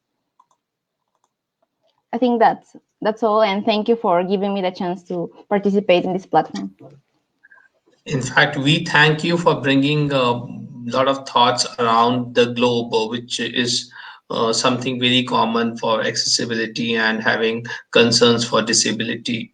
So we'd like to hear some more things, Lee. What you think, if I could ask the panels, that one possible solution in terms of the physical or the behavioral, from not from the people who are disabled, but from the people in the society. So I would request my panels to have some views on how the society could better treat the people with special needs, whether they are disabled or old people, or maybe someone who has some issues where we need them to give a proper equal opportunity. So, Lee, if you can bring some possible solutions or thoughts for the society to treat the specially able people, we'd like to hear from you.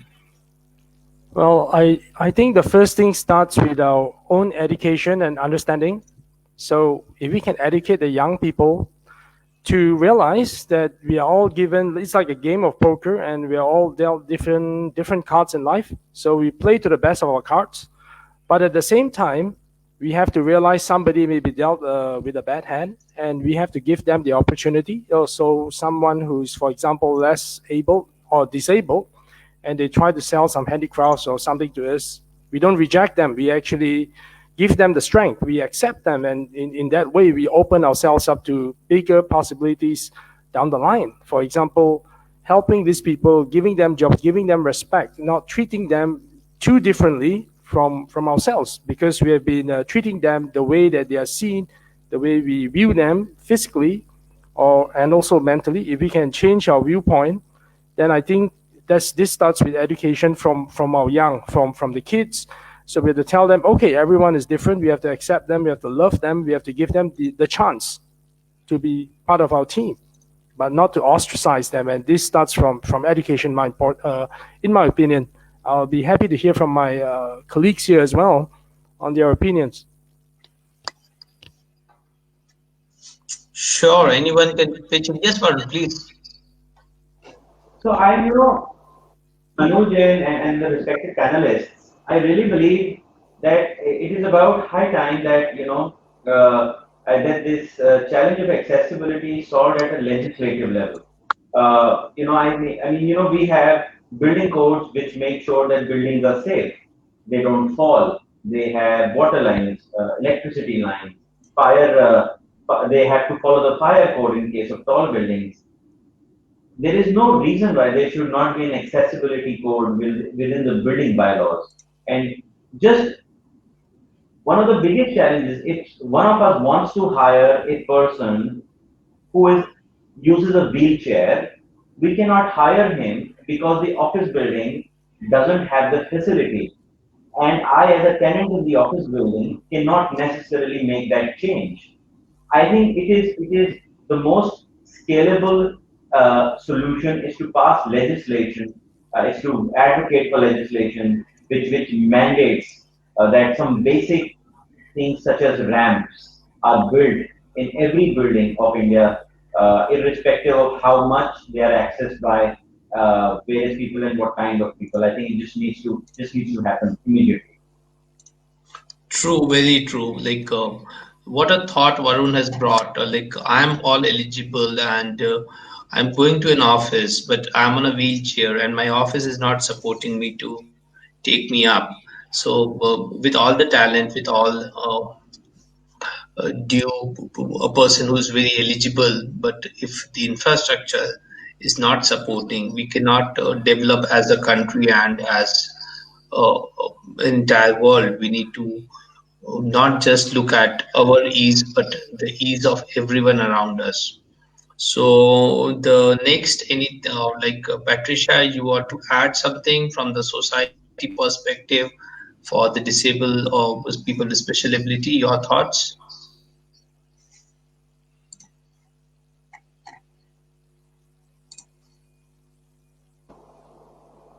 Patricia, you're in mute.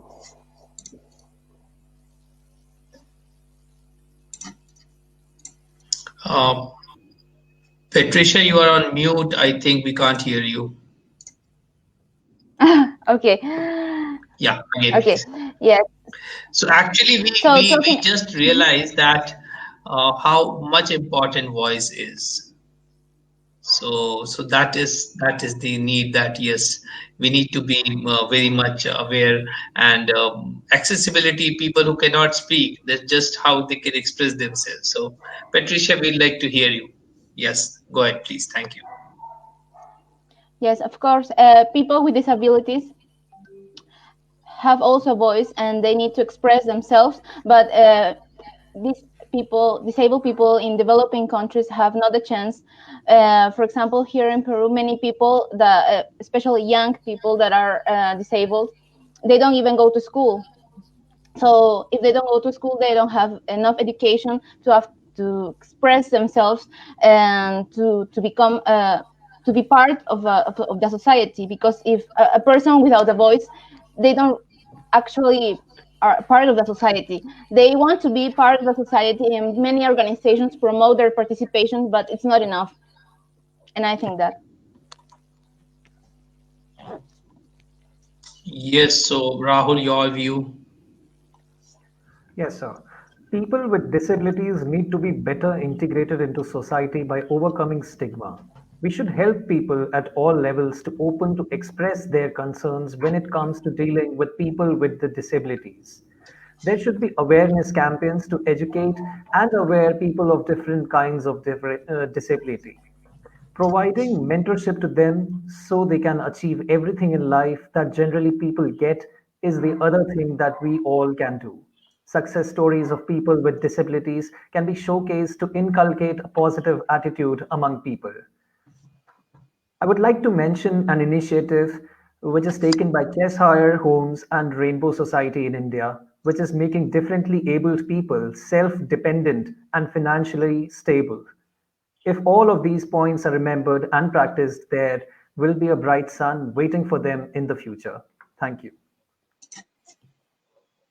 Wow, rightly put upon. So Geet, would like to have your comments on Yuva accessibility, like if something you can add for accessibility panel, or any of your thoughts with your experience as a Yuva chair for Bhopal. Sure, thank you so much. So, first of all, I would like to say that it was a treat having all the speakers from various parts of the world, not even from India, but all over the world. So, first of all, on behalf of YI and the entire team, I would like to thank you all for your gracious presence and putting up your thoughts on this platform. And as we are discussing on accessibility, it's such a touchy topic. And you all rightly said that it's all dependent on your capabilities, not only physically, but yes, mentally, one should be so strong for doing any work. So it's all up to your mental health. If mental health is stable, one can do wonders. So that's it from my side. Thank you so much. Thank you. And Olga, can we hear you? Olga has some sudden network issues in her locality.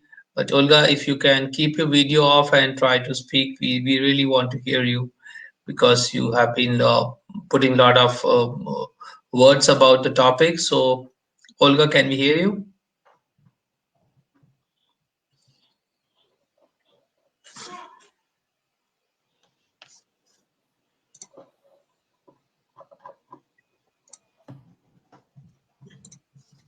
Olga, can you hear us? I think she's facing a lot of network issues.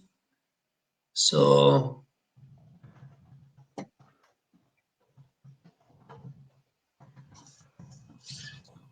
I think we'll wait probably if she joins in. And in the meantime, we are now coming up to the next topic of future of transport, and we'll be having Mariana, we'll be having Mr. Jacob, Rafael, and Shivi, and joining in.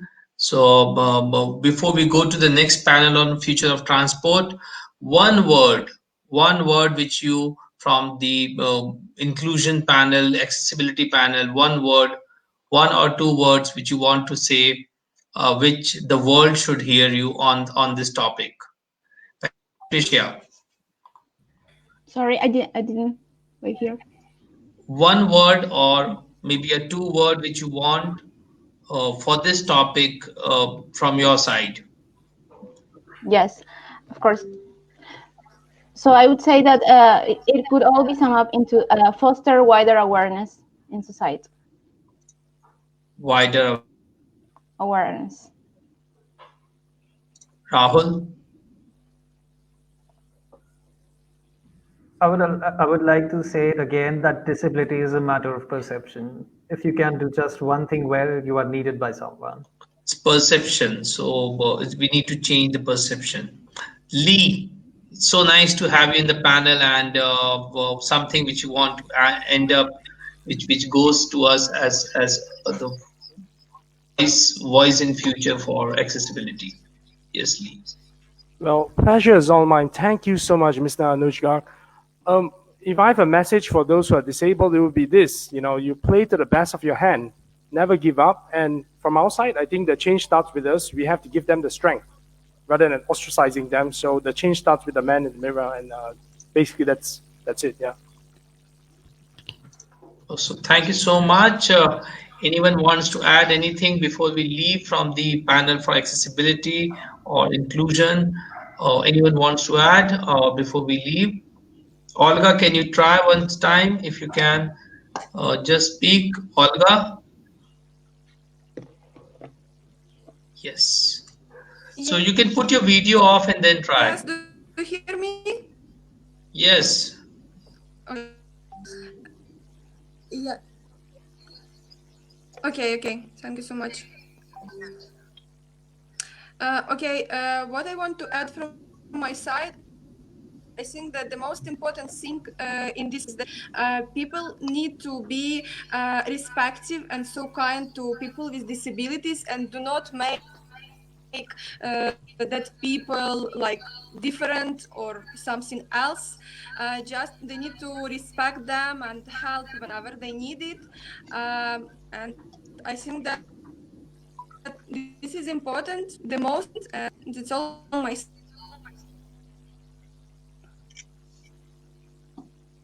I think we are losing Olga again.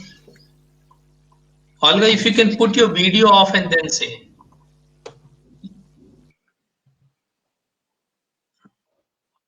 Yes, now you can say. Okay. Better. Did you hear me before? Yes, we hear you. Yeah. Also, I want to add, thank you for invitation. It's good. It was good to share opinion here. I hope that my opinion.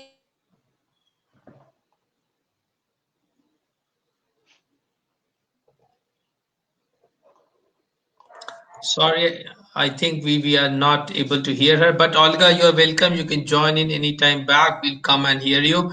Thank you, panel. Thank you so much for your time, and thank you, Lee. Thank you, Rahul, Olga, and Patricia for being here. And now we move on to our next panel on a very important on future of transport. And the COVID times has brought this topic very valuable.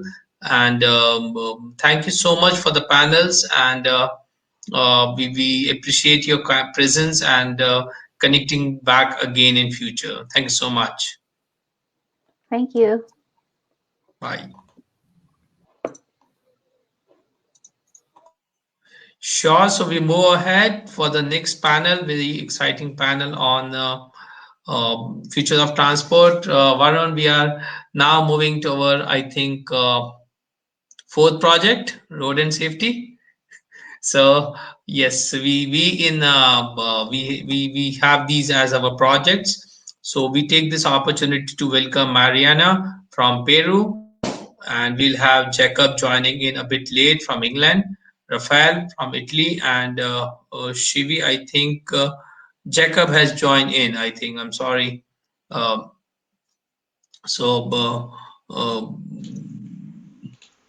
So thank you so much for the panel, and we'll have Raffaele joining in from Italy very soon. On behalf of Young Indians, take this privilege to welcome the distinguished panels who would be talking something for the future of transport. We have Raffaele joining in. Hi, Raffaele. Hi. Hope you are doing good. Yeah, I am. Yeah, I was waiting to have your headphones, to see your headphones.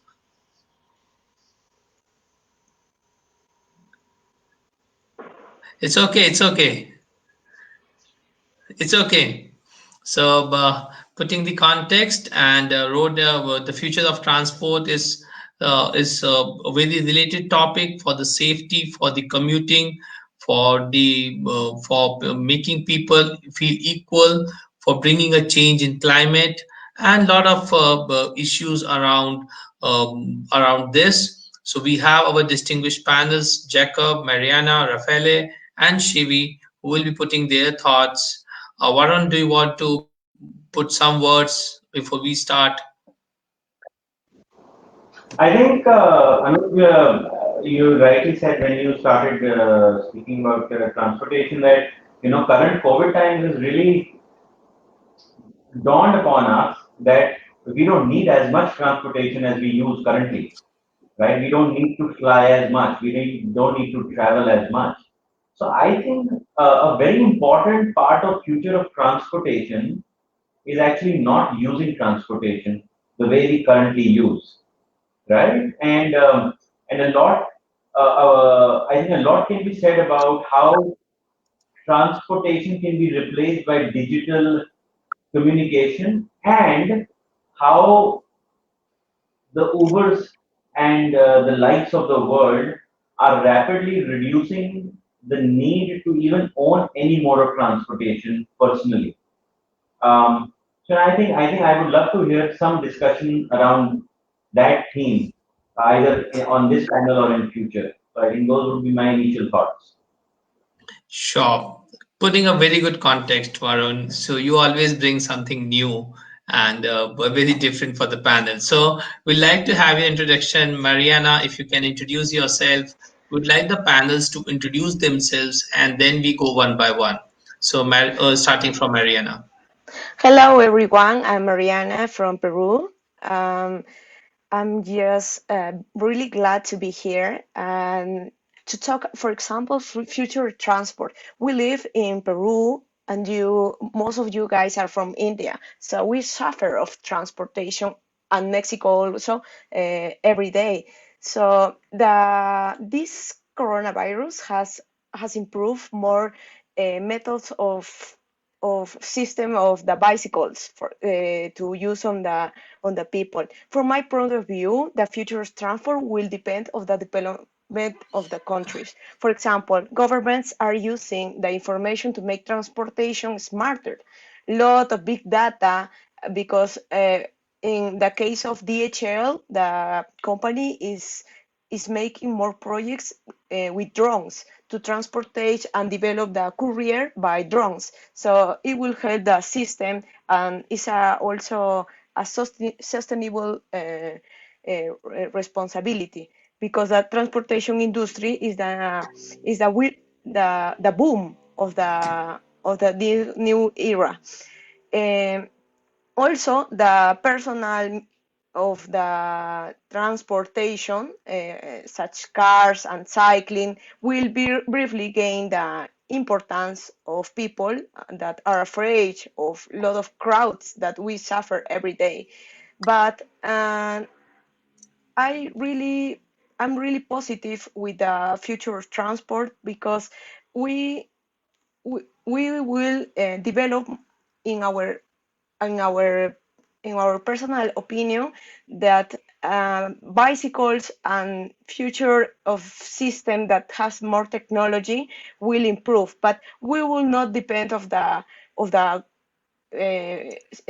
government budget. We just live and communicate by ourselves by the technology. That's my point of view. Very rightly brought, and you put this right context for this panel to discuss around future of transport. So over to Jacob from England. If you can introduce yourself, and then we come back to you for the discussion. Hello everyone. Can you hear me? Yeah. Okay. My name is Oluwaseun Jacob. I am currently a research student at University of Westminster here in London, and I'm originally from Nigeria. So about transport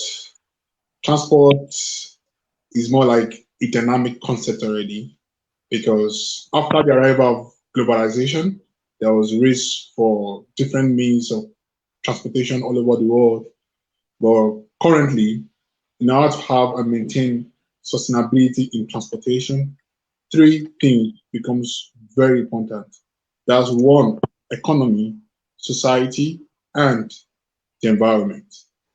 So with these three concepts, anything called transport must be able to balance within three concepts: economy, society, and environment. When we think of environment, we talk about zero emission means of transportation. A lot of scholars have argued that the wider and the larger the transport is being discovered, the more we are affecting the environment we are living in. And these have brought a lot of argument from a different point of view. And I'll be discussing how the future of transport will look from this zero emission point of view. Thank you. Very rightly bringing the context, not only the future of transport, but connecting it to the economy and the environment. So very rightly brought, Jacob. So can we hear Shivi from India, your thoughts on future of transports?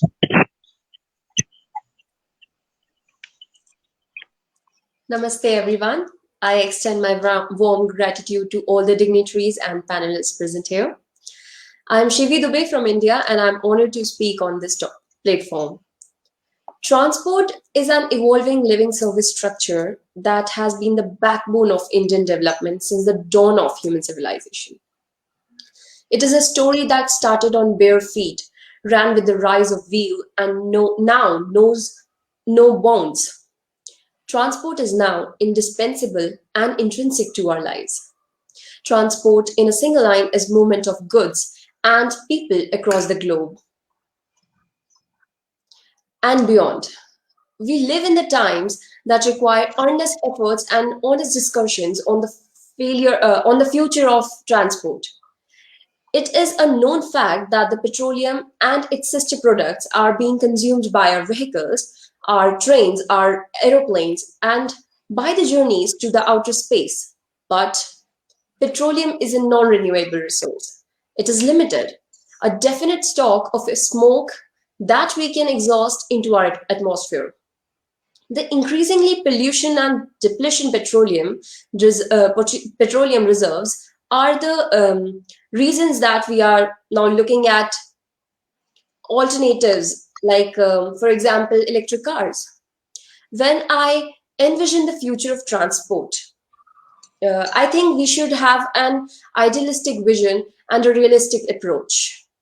We should have the proper infrastructure to support the upcoming technologies and inventions. We must also look for a phased strategy to exit from the current transport mechanism. There are a few points that I find important and which should be established to us as a strong foundation of a future. First and foremost, we need to promote an inclusive community approach that inclines heavily towards public transport. While private modes of transport seems a necessity, we must not forget that it is because of the loopholes in our public transport systems across the oceans. If we focus upon building better roads, improved connectivity, and a Starlink network of cleaning footpaths, we would already be cutting down a big chunk of pollution. Also, with the current pandemic, we may ensure the safety of passengers with proper accessories. Second point focuses upon increasing the proportion of transport modes relying on renewable resources. There is a need to create awareness in public consciousness to adhere to international, legal, and moral obligation of Rio Agenda 21, Kyoto Protocol, and so on, especially when some big powers are pulling themselves back from these promises. India has assumed a leadership role with its CHG reduction, and the leap to BS6 engines. Third issue is to understand the local needs and find the best global approach to create tailor-made solutions. Since the Industrial Revolution, the world's different nations are on different phases of monetary, physical, and cultural developments. We need to understand the local loopholes and ensure that the future is not an overlapping cover enforced upon entire world. Future of transport is future of humans actually. It would also be a legacy that we would pass on to our future generations. Being the youth of present, it's on us to take a sustainable approach to transport. And I'm not just talking about the tangible or material aspects. In Bhagavad Gita, Lord Krishna said, Yujan evam sadat manam yogi vigat kalmashah sukhen brahm sanskrit atyantam sukham ashunit, which talks about how we need to let go of the material contamination, outer and inner, to achieve the highest happiness. The future should be happy. It should be devoid of the problems that are created today. Hence, the transport mode in the future must be cost efficient, state of art, transport that cuts down the pollution, enables citizens to grab better opportunity, and is at pace with our other advancements. Future of transport is not in the future. It is here. It is in our hands. It would be the fruit of what we sow today. We must take a caution approach so as not to ignite the sudden collapse of existing structure. It should be rigidly devoid of the problems of today and should be flexible enough to accommodate the future problems that would come. I see the future of transport as the foundation stone of all futures. We need to excel, we need to evolve, and we need to live. And we need a transport system that does all of this without slowly poisoning our mother that we call Earth. I mean, this is what I think. Thank you, Shivi, for very elaborately bringing not only the concept but the need of this concept. So, moving on to Raffaele, we'd like to hear you, Raffaele, about your thoughts. You are very passionate about the transport, so we'd like to hear from you. So I'm Raffaele. I'm from Italy. I'm 15 years old, and I choose the topic of transport because I think that's one of the most difficult problem to resolve. So the transports are maybe one of the most comfortable things that we use daily, and they're really important for our society. In fact, we use them to go to school, go working, and actually the most used of them are cars, trains, maybe planes, airplanes for the longest trips, and the bicycles. But the problem is that the most of them are really pollutant.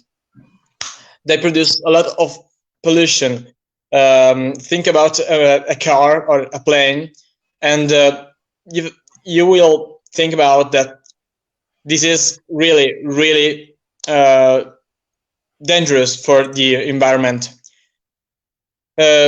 Maybe a solution, it could be using electric machine, electric trains, and bicycles most. But I don't think that is a near future, because our states maybe don't want this, because the petrol could be sold in a big, really big sum of money. So maybe the secret to resolve this problem is think about ourselves, our life, and about our air that could be cleaner, and our world that could be healthier instead of thinking about money. And that's it. Thank you. Thank you, Raffaele. So, Mariana, would like to hear something more about your, if you any more comments you want to make it about future of transport or something around it.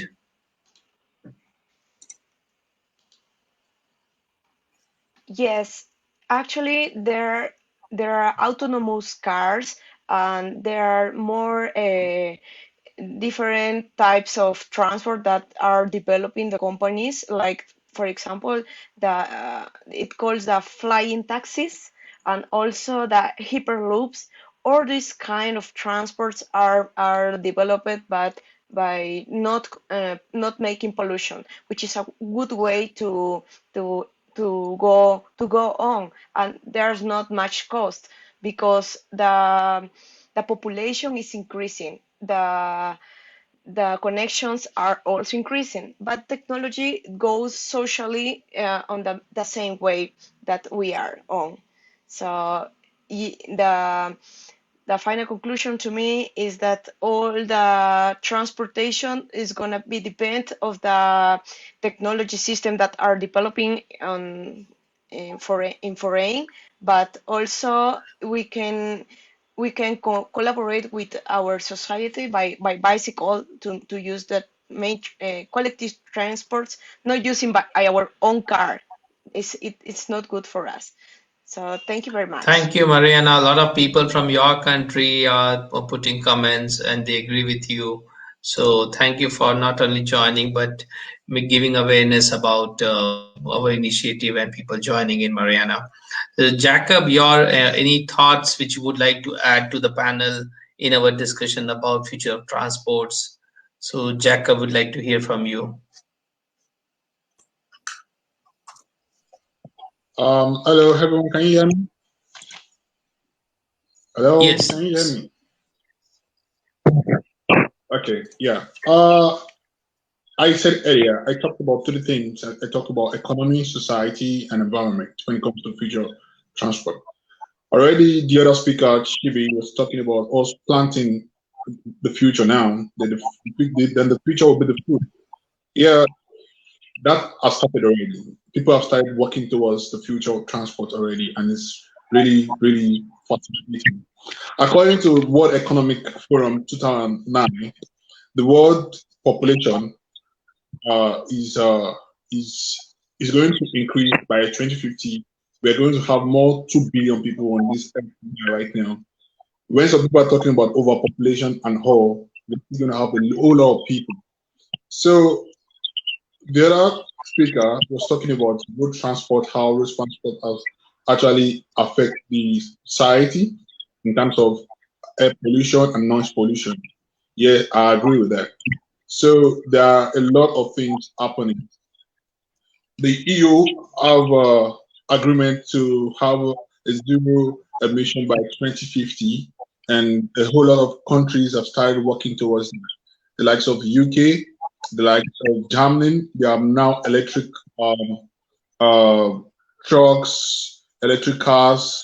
There are a whole lot. There's self-driving automobiles, smart cars, urban transport ports.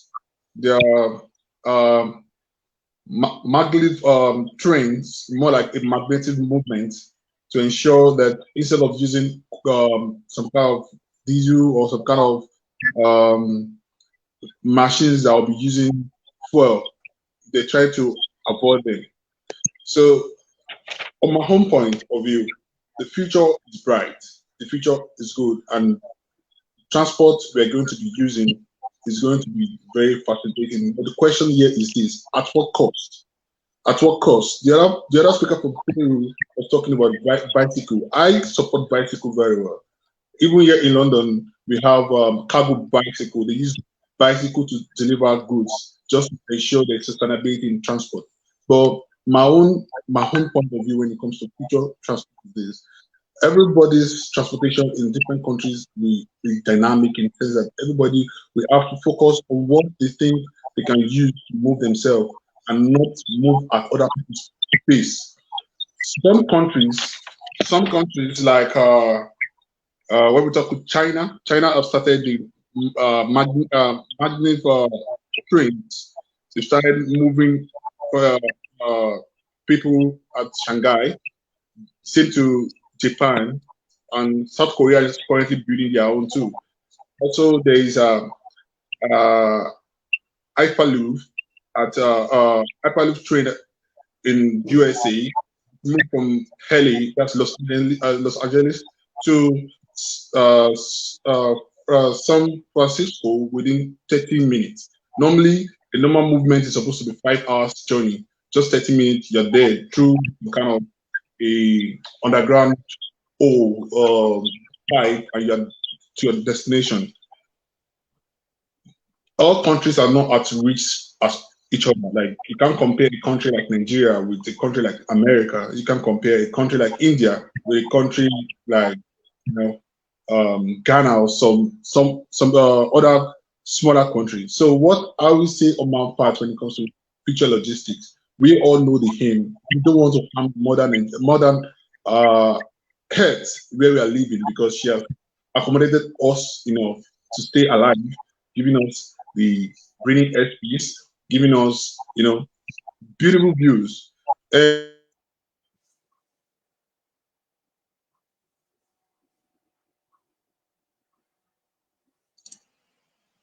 Business. I think we are facing some. Hello? Yeah. Yes, we lost you for a few seconds. Yes, continue. Okay. So we all need to work on ensuring we don't harm the Mother Earth. We might not be able to move at the same pace, especially continents like Africa might not be able to move the way the Europeans move, but still we all need to work towards it. We all need to make this the Mother Earth happy, because currently with all the diseases that we're hearing, a lot of spider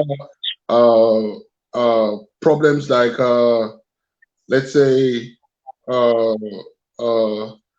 the climate problem we are having right now. A whole lot of scholars have argued that it's all as a result of serious air pollution by industries and transportation. So, on my own point, we as one continent, we all need to work together to ensure that this Mother Earth is preserved. Thank you.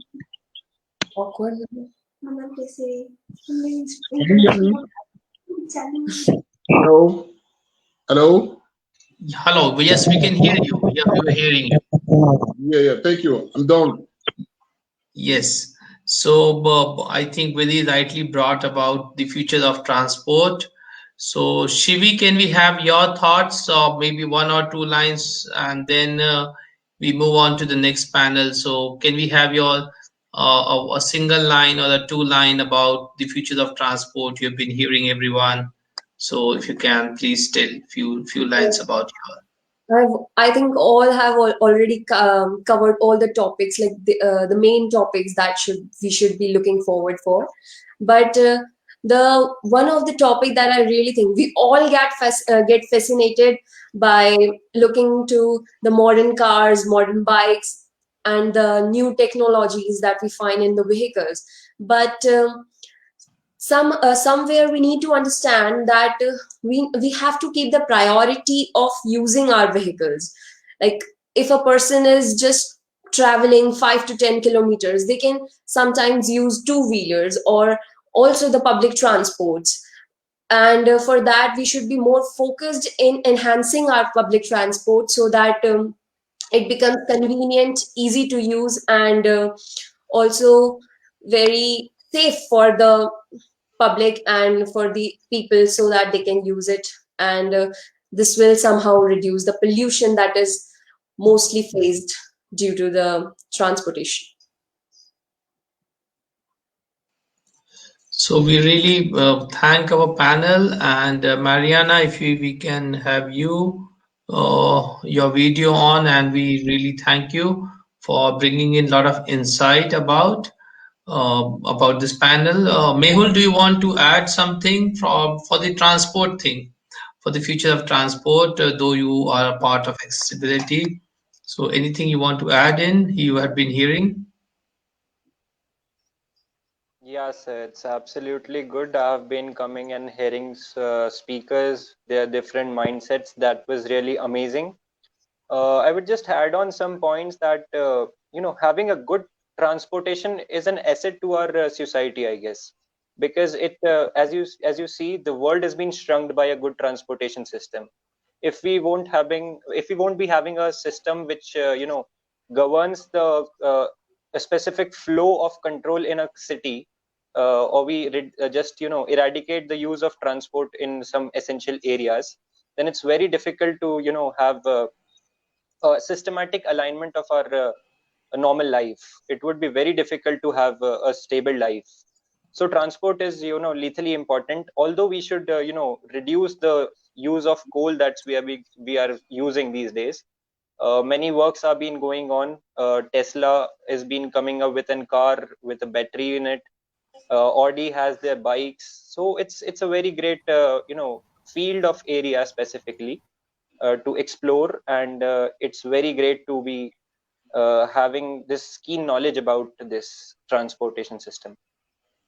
So Thank you, I'm good. Mehul. That's it from my side.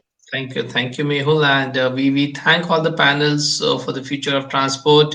Thank you, Jacob. Thank you, Shivi, for joining in. I think we had Mariana who left and Rafaele also who left.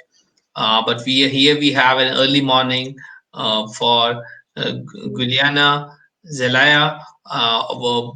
We thank you. It's very early for you. What's the time there? Hi, yeah, it's 7:46, 7:47 a.m. So, but yeah, it's okay, bright and early. Yes, so a warm good morning from our side. It's a Sunday morning, and I appreciate you getting up so early and joining in the panel because someone from United States talking about organ donation and the relevance is very important for us. And we also have with us Sujan, who has joined in from Sri Lanka, our country very close to India, and we have Umair. Umair is joining in from Pakistan, and we feel Umair more to be a brother, and he has been telling that he has more Indian friends than Pakistanis. And thank you for joining in. I'll try The to pleasure is call mine, Dr. Ariba. Anuj. Yes, thank you so much for joining in the panel, and we are all set to start our discussion around the future of organ donation. It has been very important topic where we as human beings can give something back to humanity, and very nicely paneled with Pranjal from India. Pranjal, I forgot to welcome you. So Pranjal from India, Umair from Pakistan, Sujan from Sri Lanka, and Juliana from United States. We have with us Rahul, who's our Yuva member, Geet again, our Yuva chair, Mehul again, our Yuva member. So we have a very good panel set. So we'd like you to first introduce yourself in one line, and then we go on for the discussion, starting from Juliana because we made her get up early, and she was here at least 15 minutes before time. So thank you for being here. And if you can introduce yourself, and then we go to Sujan, Umair, and then Pranjal. Yeah, so I'm Juliana. I'm 21 years old. I go to the University of California, Irvine. I want to be a surgeon, so this is a very important topic to me, organ transplants, organ donations. So it's really important to me. Yes, Sujan, over to you. Yeah, I am Sujan De Silva. So I am undergraduate of Faculty of Law, University of Colombo. So I am 21 years. So it's good and it's great to deliver this topic regarding to organ donation. So in my side, so as a Sri Lankan, it's been a great opportunity to me to express my views. So thank you for giving me this opportunity. Thanks. Thank you, Sujan. And Umair. Good evening to the panel. My name is Umair Asif. I'm 22 years of age. I'm finally a medical student from Islamabad, Pakistan. And thank you so much for giving me the opportunity to express my views. Special thanks to Dr. Anuj and Ariba for inviting me over. It's been a pleasure. So we are expecting Ariba to join in. She's facing some network issues. So it's her day to face the network issue, man. So Pranjal, we'd like you to introduce yourself and your thoughts. Hello everyone, I'm Pranjal. I'm 21 years old. I'm currently an undergraduate in engineering. I'm not from medical branch, so I might not be as knowledgeable as you guys. But I think organ donation is a thing that most of Indians are literally unaware of. So that's why I'm really happy to shed some of the lights as to enrich people about organ donation that they might not be knowledgeable about. Thank you, Pranjal. So any words, Rahul, you want to pitch in and say something before we go and start the discussion? Yes, sure, sir. Yuva Bhopal has always looked out for leaving its mark, whether it has been public issues or humanity. Gift and Organ is one of such initiatives. As we all know, any country is viewed through the people living in it. That means a nation is said healthy when its people are healthy. Hence, it is necessary to educate our youth and to provide them with the details of every sector of the world. Thank you. Sure. So, Geet, if you want to add something, and then we start the discussion. Yes, sure. So first of all, good morning to US girl and good evening to other all. So health is wealth, and this topic is rightly for that. And most of you are medical students, so I guess you all can speak, put up your thoughts and ideas on this topic so well. So thank you for being here. On to you. Over to you. Thank you. So we start with Guliana, and we hear her thoughts about organ donation, why this is being required, how the society is doing, and what are her views so that we can take this forward more strongly among the community and the society. So Guliana, we are eagerly waiting to hear you and your thoughts. Yeah, thank you. So I wanted to say that as young students, I feel like something we definitely should focus on is education and educating, whether it's our friends, our family, whether it's in social media. We have such an impact with social media. I think we definitely need to spread a lot more word about the importance of organ donation and how it really changes like a person's life. And I think there's so many myths that people believe. Like, for example, some people think that if they're too old or if they're not in the best health, that they don't qualify. But in reality, there's no limit to how old you are. And there's very little amount of health issues that can interfere with being an organ donor. So I think it's really important to just really communicate how important it is, because I feel like that's a really big issue. I think a lot of people have a lot of misconceptions about it. Very rightly putting the context, and then we'd like to hear from Umair, and being someone from a medical student, and what are your thoughts about organ donation, how this can change the lives of people around. So Umair, if you can Thank throw you so some much, light. Dr. Anuj. Before I start with the details of the future that I believe, I would like to tell the relevance, and I would want the viewers to know about the difference that one person can make. Now, if one person decides to donate his organs, he can save up to 8 lives. That's saving 8 different people through your donation. Imagine yourself being a part of 8 different people's impacting their lives, and how much can difference those 8 people can make. And apart from those 8 people, he can enhance the life of 75 other people. So that's the difference that one person, that's just one donor, he's making that amount of difference in the world. Now, this is a very understatement that's prevalent in our community. Other than that, Guliana very rightly told us about the misconception that we have that young and old people can't donate organs. And that's one thing that we need to let the people know as well. Now, if we focus the region that we come from, that's India, Pakistan, and the subcontinent, basically, over the last decade, we have the people who require organ donations have been increased up to 200%. But at the same time, if we see the increase in the number of donors, they've been at a stagnant. We haven't had donors increase over the last decade. So what this created was a huge difference between the number of people who require transplant and the number of people who are willing to donate the organs. Now, one may ask, why does such a difference exist in our society?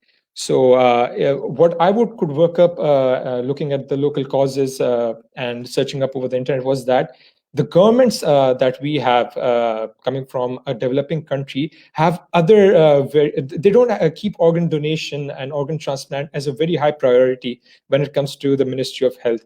And rather, their current priority is basically forcing and enforcing a universal healthcare for the people and to eliminate the deadly infectious diseases. For example, the ongoing pandemic, then we have malaria and dengue. So this is one of the reasons that the government has not been able to put in much efforts towards this cause, and this leaves a huge gap as well. Now, for a successful transplant, we basically need three things. We need a donor, we need institutes and properly trained people, and we need recipients. The recipients keep on rising. We have been establishing a lot of institutions. Now, talking about Pakistan, we have roughly about 45 world-recognized institutes that are able to provide world-class care to the patients for transplant. And so the only lapse that we have is the number of donors. And this is the field that I believe is where we need to put in efforts as youth and the government as well. Now, for a society to pass through the stage where they want to donate organs, they need to pass through different stages. Now, if I may let you know about those briefly, the first stage is that of sensitization. Now, what is sensitization? Sensitization is basically the first time that a person gets to know about a particular topic.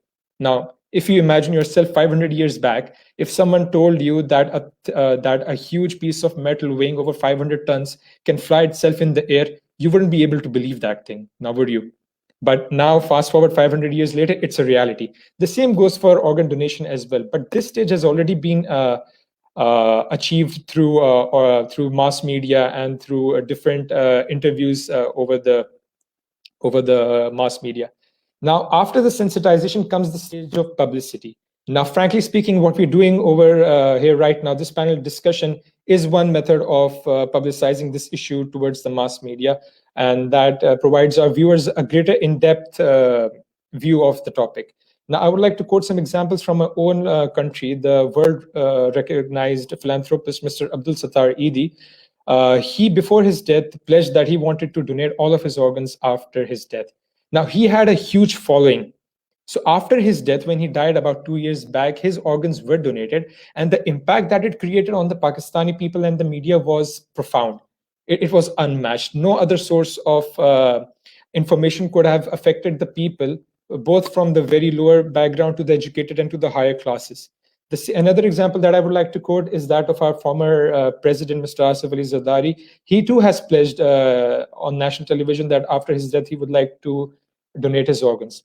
Now, if you see the process, after the stage of sensitization came on this stage, and this is what brought people more focused towards the idea.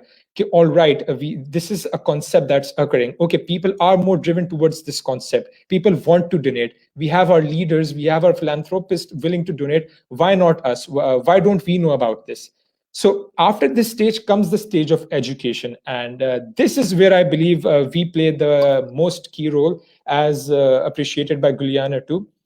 Over here, we need to rectify the myths and the misinformation that might spread very easily. A few myths that prevail in our society is that if I sign up for organ donation, I would receive a lesser amount of care from the physician.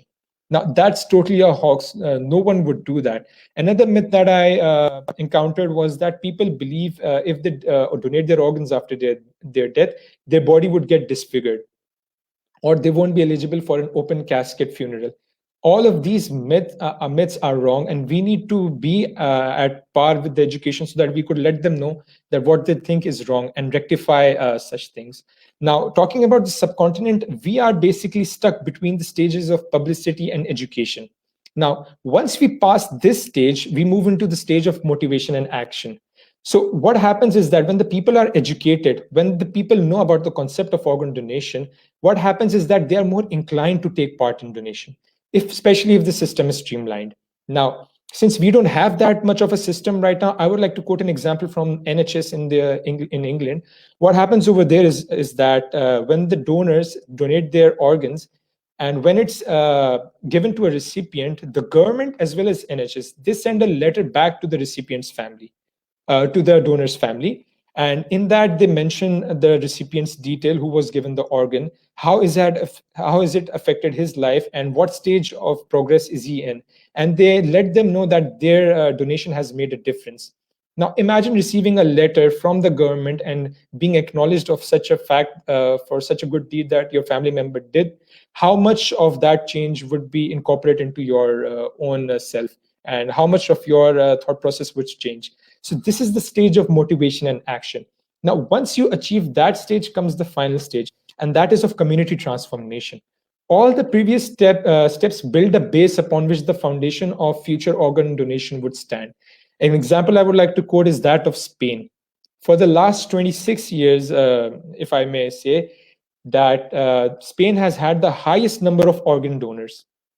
That is about roughly 50 per million. Now, if you compare that stats to that of India and Pakistan, we have less than 1% per million. Now, could you appreciate the difference? This is because they have had their community transformed for the last 26 years. One of the major reason is that the government has their opt-out system. Now, what is the opt-out system? Basically, the person is considered to have consented to organ donation after his death, unless he very rightly mentions in his will that he is not willing to. Now, this might seem to us as violation of the human right, but for them, for their community and for their society, it has become a norm. They consider it to be a normal. So that's the basis of community transformation. That is what we strive to achieve. We want to make this whole process a normal thing. We don't want the people to think of organ donation as something that's wrong or something that's out of the blue. We need, as the youth, using this platform, we need to address the religious barriers, the cultural barriers that definitely exist in the subcontinent. So yeah, that's what we aim for, is a transformation in our community. May God help us achieve that. Thank you so much. Thank you, Mayor. You have been like a voice for organ donation, and definitely not from a medical perspective, but from a lot of social awareness which you brought, and a lot of people around in the Facebook is greatly commenting about the views which you brought in, and the way you concluded that yes, God help us in this great motive. So that is where we need to build around there's a lot of cultural and social barriers, and enforcing it, and the way great leaders and celebrities can do the fan following is a very good example, and should be rightly said. So taking this forward, we have a lot of people who are uh, looking at Sujan to join and say his thoughts about. So we have friends of Sujan commenting, and maybe Sujan knows. And so over to you, Sujan. So a lot of fans in Facebook commenting to hear your words, and we come back to you, Pranjal and Guliana, to have more of your comments. Yes, Sujan. Yeah. Thank you so much. Yeah, thank you so much. So am I audible? Yes, let me put you on the solo format for your fans. Yes. Okay. So, thank you so much. So when it's a, first of all, I have to say that I'm looking this matter in a legal perspective as a law student, rather than is I'm not familiar with medical studies, but I'm in my sector. I'm a law student. As law student, I will see this topic in a legal perspective. First of all, honestly, I have to tell you that. So no matter advanced technologies in the modern world, technology can change man, but there is no method to create man or prevent man from dying. That eternal truth states that there is nothing in the world that is not obedient to nature. So, in my opinion, the opportunity to discuss topics for the present, past, and future, especially with the view of humanity, is very special. As a proud Sri Lankan, I'm delighted to have this opportunity and expand my vision in international platform. So, first of all, as a legal student, it's a challenging part to me to deliver a speech about organ donations. But I would say rather briefly to the viewers What is this organ donation is? Organ transplantation or organ donation plays a key role in the management of critically ill patients. In general, organ transplantation saves lives, prolongs survival, and increases the quality and the equality of life. It is process of voluntary donating the organs of a person to another living person. Under the Sri Lankan system, it is organ recognized that this is more of a charitable cause than a mere topic. Each day, about 60 people around the world receive an organ transplant. That's how it is. While 13 die due to non availability of organs. So that's the world format scenario. So, according to the fact of our Buddhism as a Buddhist, historical facts have shown that Lord Buddha performed eye donation at the time of giving alms.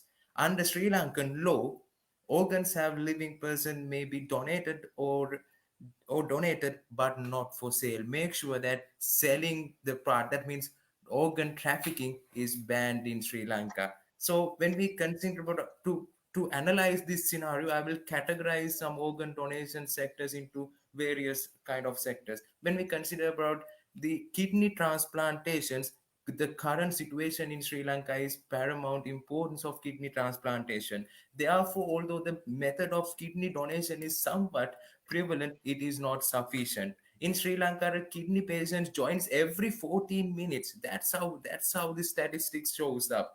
This has led a number of illegal methods being used to create market blockage. The kidney donors donates the kidney for free, but they share also illegal money transfer schemes that discourage the organ donation process. In the year 2017, around 400 kidney transplantation had been done in Sri Lanka, while more than 2,000 patients had died due to renal failure while awaiting transplantation. Approximately 34,768 organ transplantations had been done in United States in 2017. That's how they differentiate between Sri Lanka when considering the United States. While the approximate ratio of organ transplantation per total population is 1 for 9,408 in USA, it's in Sri Lanka, it is 1 for 52,477. So that's how the Sri Lankan scenario when regarding to the United States. So procedure related to eye donation. When it comes about procedures about eye donation, the Sri Lanka Eye Donors Association, that's the key role play. It was established on June 11th, 1961, has had also far donated a large number of patients with 4,34,568 eyesight. It has also grown as an international service since donating 5 eyes to Singapore in 1964. Today, the service has expanded to 57 countries. That's a positive step towards global intervention. So when we conditions associated with liver donations, when it comes about liver donation part, are also prevalent and often involve a partial or complete donation of the liver for liver transplantation. But this practice has to progressed much. Transplantation of liver from individuals above the age of 55 years, 14 to 17, or renal transplants from individuals more than 65 years have shown a higher failure rate than donors from younger individuals. So when we consider about donations to other parts rather than kidneys, livers, and eyes, the other parts of the body in Sri Lanka also made through the Asia Pacific Model Human Tissue Bank affiliated to the Eye Donation Association of Sri Lanka. There are also opportunities for students studying in the medical colleges to donate the entire body to be used for academic work. That's how the scenarios when consider about Sri Lanka. When we consider about the legal background, as a legal student, I will consider this about the legal background.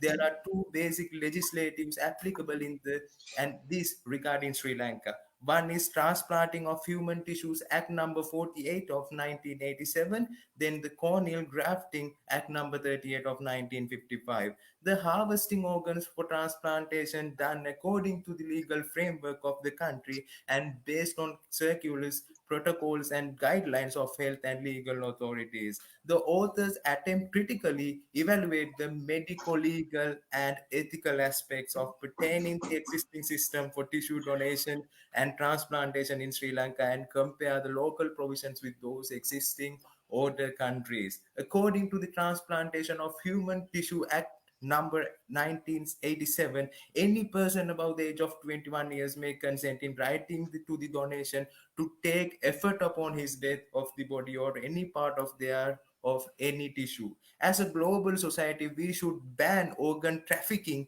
and organ selling worldwide and act against the phenomenon. So when we consider about complicated matters, when I will take this third part as a complicated matters, according to the data obtained in the Colombo Medical Exhibition 2017 and 2018, although the awareness of organ donation is high at 97.8, that the potential for practical implementation is very low. Some problems have arisen here due to the lack of proper system and the existing irregularities in the existing system. Moral and social issues are unique.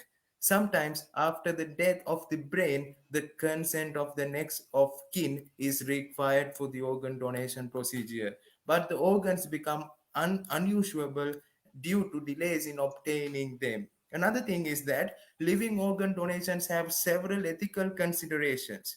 During transplantation, the transplantation surgeon may endanger the life of healthy individual to save the life of the patient.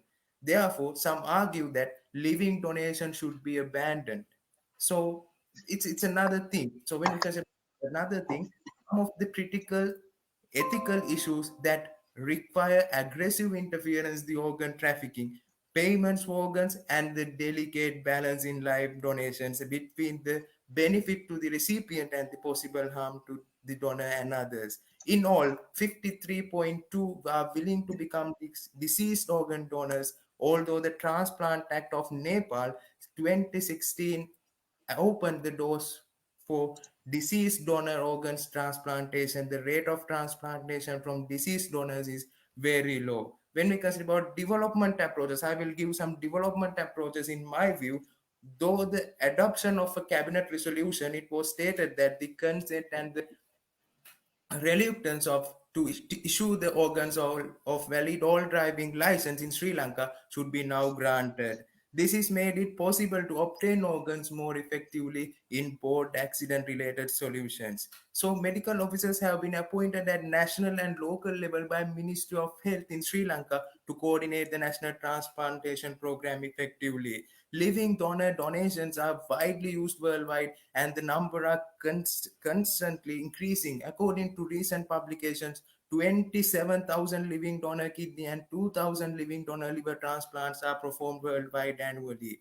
As very futuristic ideas about being able to engineer organs and use transplants from animals, this is still years and maybe decades away from the possible solution, but it has high potential to. Yes, Sujan, sorry to interfere. Like, we can, if you can wrap up in next 1 minute, we have next panel and we come back to you. Thank you so We'll, much. So yes. that's my overview. So thank you, Sujan. Pranjal is waiting for her turn to speak, and we will come back to you, Sujan. Sujan has really brought some great statistics and a lot of homework he has brought in. So that is where he has a great following in Facebook. A lot of friends appreciating. Pranjal would like to hear your thoughts on organ donation, why it is important, what you think. Can this bring a change? Okay. So hello everyone. The first point that I would like to show is like there are a lot of prejudices in my country, and I guess there might be a lot of countries that might have these prejudices. It's like a lot of people have really conservative mind. Like people in India will prefer to have the dead bodies be rather burnt off and then the ashes thrown to water than actually think about saving someone else's life by donating their organs. Most of the people have a kind of thinking of having eternally blessed if their body is burnt off and then the ashes is thrown. But they don't really ever think about, okay, if a person is going to have his like any particular organ donated, then he can save a lot of people's life. Like Umair said, a single person can save up to 8 people's life.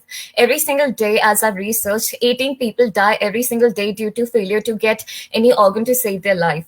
A person can actually receive a lot of praise and a lot of things from the person whom he had donated the organ, but people don't really think of this in their mind. People are like very willing to, for example, if someone's family have any particular organ failure, he will be begging and praising any particular person to have an organ from their family or just to get an organ to save someone else's life.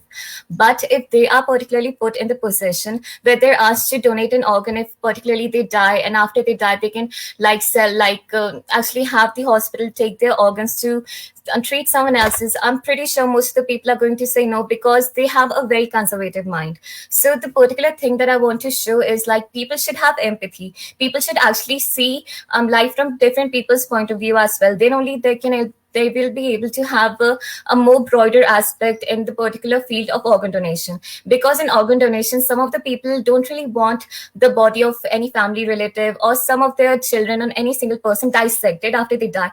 They're like, we don't want the body to be dissected and have any particular organ removed. So they particularly prefer to have sent the particular person intact and fully how they were born in that way. People should have a little more brighter aspect in this, and they should think about world in a wholer general and a more generic sense than to just be a little more like self-headed. So this is what I would like to say, like people should actually think of it in a more broad aspect and to have more empathy towards other people as well. That will be all. So, taking empathy, we move forward. Guliana, you have been listening to what Asian countries have been talking with a lot of US references. So, in a general perspective, or in general, any comments you want to add, your views?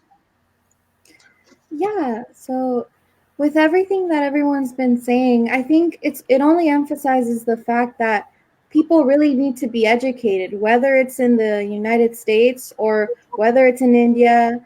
We need to raise the amount of education that is occurring because, for example, in the US, 90% of people, they support it, they support organ donation, but 60% actually sign up. So where is that the rest of that percentage? So I think if we need to actually put it in our education. For example, I'm thinking back to my high school, to my health class.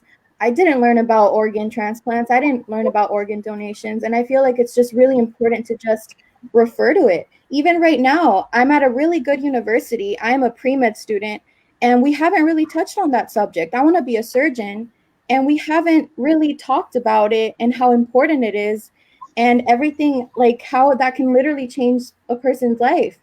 Like someone right now, they mentioned that like one donation is like 8 people, and that's a lot of lives. And I feel like we just really need to implicate that in our education system, and we really need to motivate people to learn about it, because I don't think anything will happen if people don't really put in an effort to just donate. And there, like everyone's been talking about, there's so many myths about it. Like, for example, another myth is that because I was talking about my mom about this seminar yesterday, and she was telling me that if you donate your body, don't the celebrities and people who have more financial status, aren't they the first ones who get it? And that's not true. So it's just another myth that people need to be educated about. And I feel like just one small conversation in a health class or just anything would make a huge difference. It's really incredible how 90% of people, they agree with organ donation. They're like, okay, let's do this, but they don't actually take action. So I think it's really important to just really spread that knowledge. We got so many thoughts today, whether it was biological, and there was someone talking about, even like Sujan was talking about laws and about everything. We got different branches. How come there's not a lot of knowledge in it in general? This is a great seminar that we're doing, but I feel like everyone should have a general knowledge on the topic from their general education, whether it's starting from middle school to high school to university. I feel like it's very important to implement these teachings just like we learn math, just like we learn biology. I think it's very important because this affects us as people and it helps so many people. Very true. And when we rest in peace, our graveyards will have not only our names, but probably we can write with pride that we helped 8 lives to be in the world.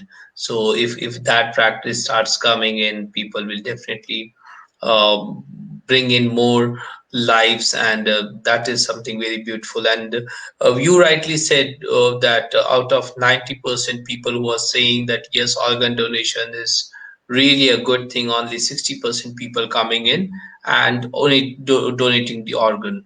So Organ India again takes pledges with a linked social security number called Aadhaar, and we in Young Indians also have that. We promote people to take pledges, and I think our chapter, the young students themselves, more than 300, 350, took that pledge this year, and we hope that the next year, maybe Mayhul and others will take this number four ahead. So Guliana very rightly bringing in that even not this as you have rightly said, it's so nice to discuss this topic with people from different countries, but a common cause, and it should be talked more, even in health classes and in different areas, so that more awareness can be created around. So, Akshita, do you want to pitch in something and any views, any quick comments? Absolutely. So I was listening to each one of them and I was intrigued about the fact that how many organizations have pitched in. For example, in India, there are more than 100 organizations that are internationally certified for organ donation. So we have all the facilities. All that we do not possess is the awareness, is the word that we need to spread all across our country and across the world. It's one single cause, and we all standing up for it is a big thing. And I think that we don't have to tarry, we just have to stand up for the cause and spread awareness. And I really feel this that Guliana is right about the fact that we need to have classes on this and we need to make people aware about this. So thank you so much for joining in and letting me be a part of the session.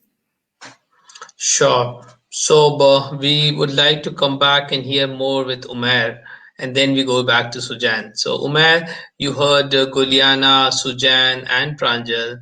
So any comments you would like to add?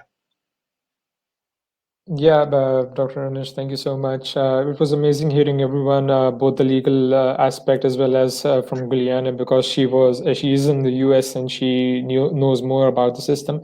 She's very right about this, that the only way to increase the number of organ donors is when you start inculcating the idea from a very tender age. She was right. It should be taught as a subject. Like even when I studied the CBSE system, no one taught us about the fact of organ donation. In fact, the first time when I encountered that I could sign up for being an organ donor was back in my first year in medical school, when a team of surgeons from our Institute of Ophthalmology came in with a transplant recipient as well as the team with us, and they told us about the importance of corneal transplant. I would like to refer to Sujan and the contribution of Sri Lanka towards this cause. They are one of the major exporters of cornea from their country worldwide, and cornea is one of the most easily harvestable organ from a person's body. And they told us about the technical difficulties that one person faces when we try to bring in a particular organ from across the seas. So what their motive was to educate us, as I talked about the whole cycle back in my speech.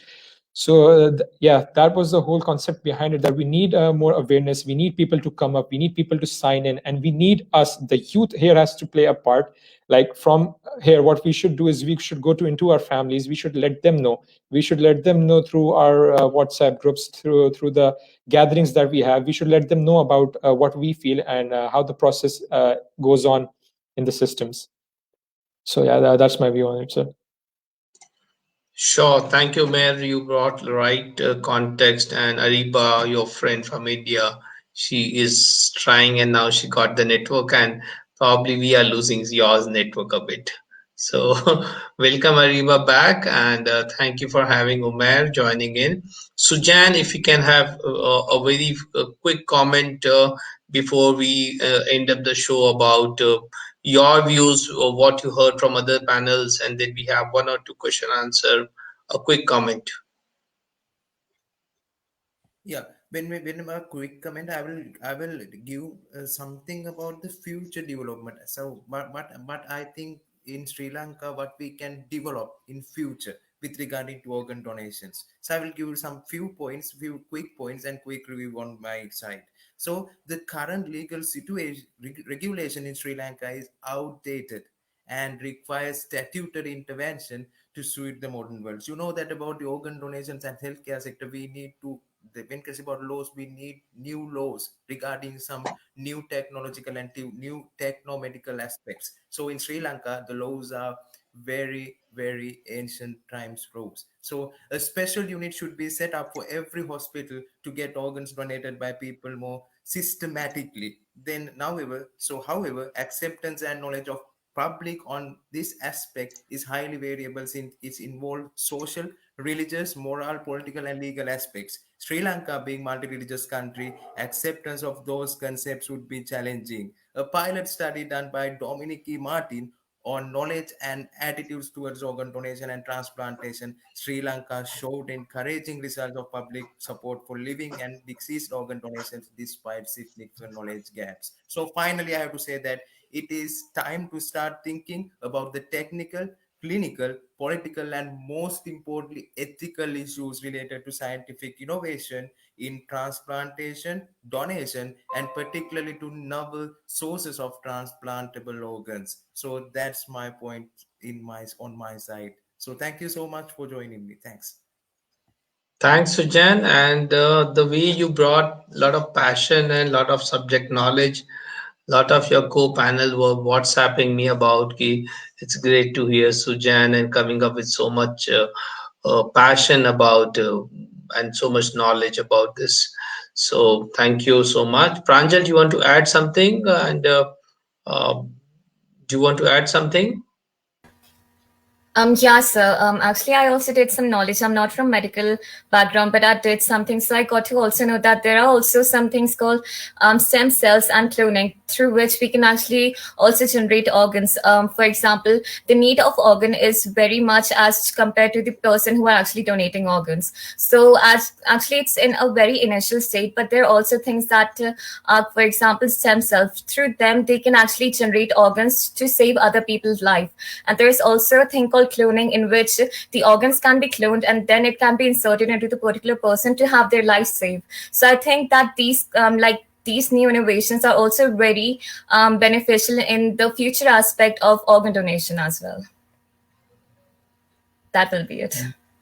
Yes. So we now move on probably with some questions. So we would like to hear any comments as a young leader. Suppose you are the leader of United Nations, and one thing which you want to bring in for change in organ donation, what could it be? So, and just assuming you have the power to bring one change. So around organ donation, Guliana, what would be the one thing which you want to bring a change? I think I already talked a lot about it, but I definitely would implement it in education, starting from a young age. We need to educate our young people and we need to get them to understand the benefits, take away the myths, because when they go home, they're going to talk to their parents about it, and their parents are going to talk to their families, and the families are going to talk about how good it is. And we bring a positive light into organ donation by doing this. So I think it's very important to implement this into education, whether it's just one chapter, one discussion in a health class, anything, but start small, but it'll make a big difference. Sure. So education is something which Guliana wants to bring a change, that it has to be there in the curriculum, like we study English or we study language or history or science. So organ donation awareness is very important. So Sujan, one thing if you want to bring a change, what it would be? So as a legal student, I'm seeing this as in a legal perspective. To me, I will bring out some national and global policies about about trafficking, something like that. I will bring out some policies to and make standard laws to prevent that type of trafficking like that. So that would I should do when regarding to organ donations. Sure. So That is something very important because everything for having the right cause, we need to get the business out. So very rightly pointed, Suzanne has been continuously talking about trafficking and the money involvement. A lot of people uh, have been kidnapped or they lose their lives just for organs and selling them in the gray market. So, Pranjal, your final thoughts or one thing which you think can bring a change in the overall the scenario of organ donation. I actually also agree with Juliana. Like it is going to be very beneficial to actually teach students from a very small age about this. And also one more thing, we can also have it this in a more honorific form. Like we can actually give certificates to the person who are going to donate their organs after their death. So it can also put in a very light and very honorific form that okay, if a person is donating their organs, they're going to receive some recognition and they will have some merit given to their family. So this will also have the family more into this prospect and put in a more positive light in this way as well. That will be. Sure. So recognizing the donors and appreciating them, maybe making a square made on their name. So, Yeah. so the early catchers, you can always say, okay, take a right from maybe the Anuj Garg square. He donated his organ. So that Yeah. would probably make the next one also to donate because in India we have a lot of cross squares. So maybe in all the Yeah. countries. So, Umair, Yes, what sir. would be your line or one thing which you can bring as a Yeah, well, change? keeping now coming on to the medical aspect of the issue, what I believe is that most of the researches and most of the innovations that happens in the field of transplant and in medicine in general is in the West. And there's always a lag seen when the appropriate technology has been implemented in the West. It takes about 5 to 10 years for the same thing to come back to the Eastern countries like India and Pakistan. So what I would want is this lag to be reduced and the technologies, if they are present in one part of the world, they should be spread equally to the other parts as well. So that would be my point here. So transfer of technology. Can I Yeah. take that? Yep. Sure. Transfer of technology in time, not just Yeah. technology. It should be in time. Thank you. So, Rahul, anything you want to add? I would like to organize some campaigns for taking pledge for organ donation and will spread awareness about the importance of organ donation. As one organ and tissue donor can help transform the lives of more than 10 people. As a Yuva, I request everyone watching us today to pledge for the organs and to become a savior for the needy ones. Transplants can save or transform the life of a person. Rightly Thank putting you. in action. So Rahul taking the opportunity of not saying something, but taking this into action that people who are listening and watching this live or maybe later, please go around, search for someone in your in your country and take a pledge and let's bring this into action. A lot of talking is happening. Let's try to make this into action. So, Ariba, any one-liner from your side? Yes, sir, definitely. Thank you again for giving me the chance. First of all, I would like to thank everyone for giving such insightful knowledge. I feel really knowledgeable right now hearing everyone speak their part about organ donation. Now coming to my one-liner, I think everyone here is like talking very well about using technology and educating people and everything. My takeaway point would be that if we approach organ donation with compassion and kindness, I think we'll be even able to spread it across because compassion and kindness wins over everything. If we use the language of love to tell people that you are leaving behind you will be leaving the world, but you might give a chance to live someone else. So if we use the approach of kindness and compassion, I think we will be able to save much, like many more lives, and people will even be more connected with one another. That I will leave but my heart will be used for you, so it will live with you forever. something like this. And if the family, just like Pranjal said, that if we give recognition to the families, so the families will feel like, okay, my son, daughter, my father, mother, or my child left behind, but they gave life to someone else. So that will be a pride in itself to live with, a pride in itself to live every day forward, that, okay, I'm here doing my bit into helping the world become a better place to live. So this is my takeaway point. And yeah, with that. Thank you, Ariba, bringing a lot of passion, compassion. So I'm so happy to see Guliana smiling and just she was clapping, and you put the words right. And thanks for the internet. Thank you so It much. got connected, and we could have you. Yes. So before we end, it was really a fantastic discussions. I just cannot imagine we had 3 long hours. Geet and me, both of us have been for last 3 hours. We had a discussion around child safety, and then we moved to climate change. We had a discussion on accessibility. We had on future of transport, and this panel summed it really well with organ donation. So I really feel a good connect with people from Pakistan, Sri Lanka, and in my country, India, and United States.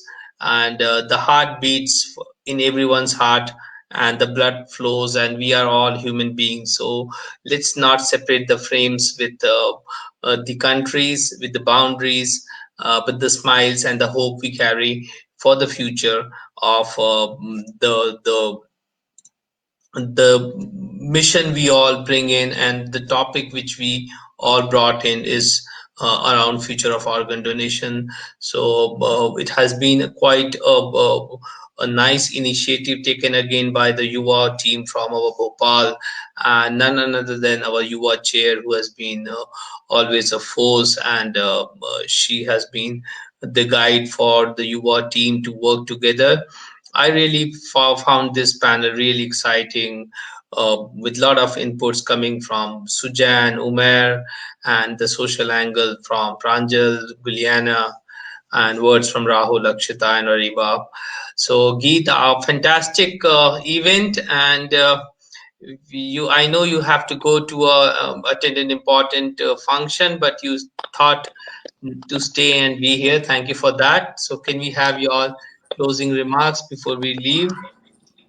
Sure. After just listening to all of you organ donation team, I can just tell, we can have 8 lives after one life. So I second Rahul, and I even myself, I take a pledge for that. And one more thing, I just wanted to say that you are can be the leaders of tomorrow, and youth voice is crucial to the overall effectiveness and outcome in the long run. And you all made it here. So all the very best to you all, and thank you for being here. Thank you, Geet, for this hosting us, and we'll be in touch. And let's hope we start something new. And we will be very happy to have you physically traveling to India post the pandemic, and if the vaccination things goes good. But really, thank you so much for making this show meaningful, and we could not have a better panelist, a better speakers than the young students who are going to be in the world, creating the future, which the world will be taking it forward. And this can only happen when all countries, youth come together, hold hands in hands, and embrace this Mother Earth for the future and the coming generations. When we come back, live again and again through our organs, through the climate change, through the child safety, a better vision for transport, and an accessible world.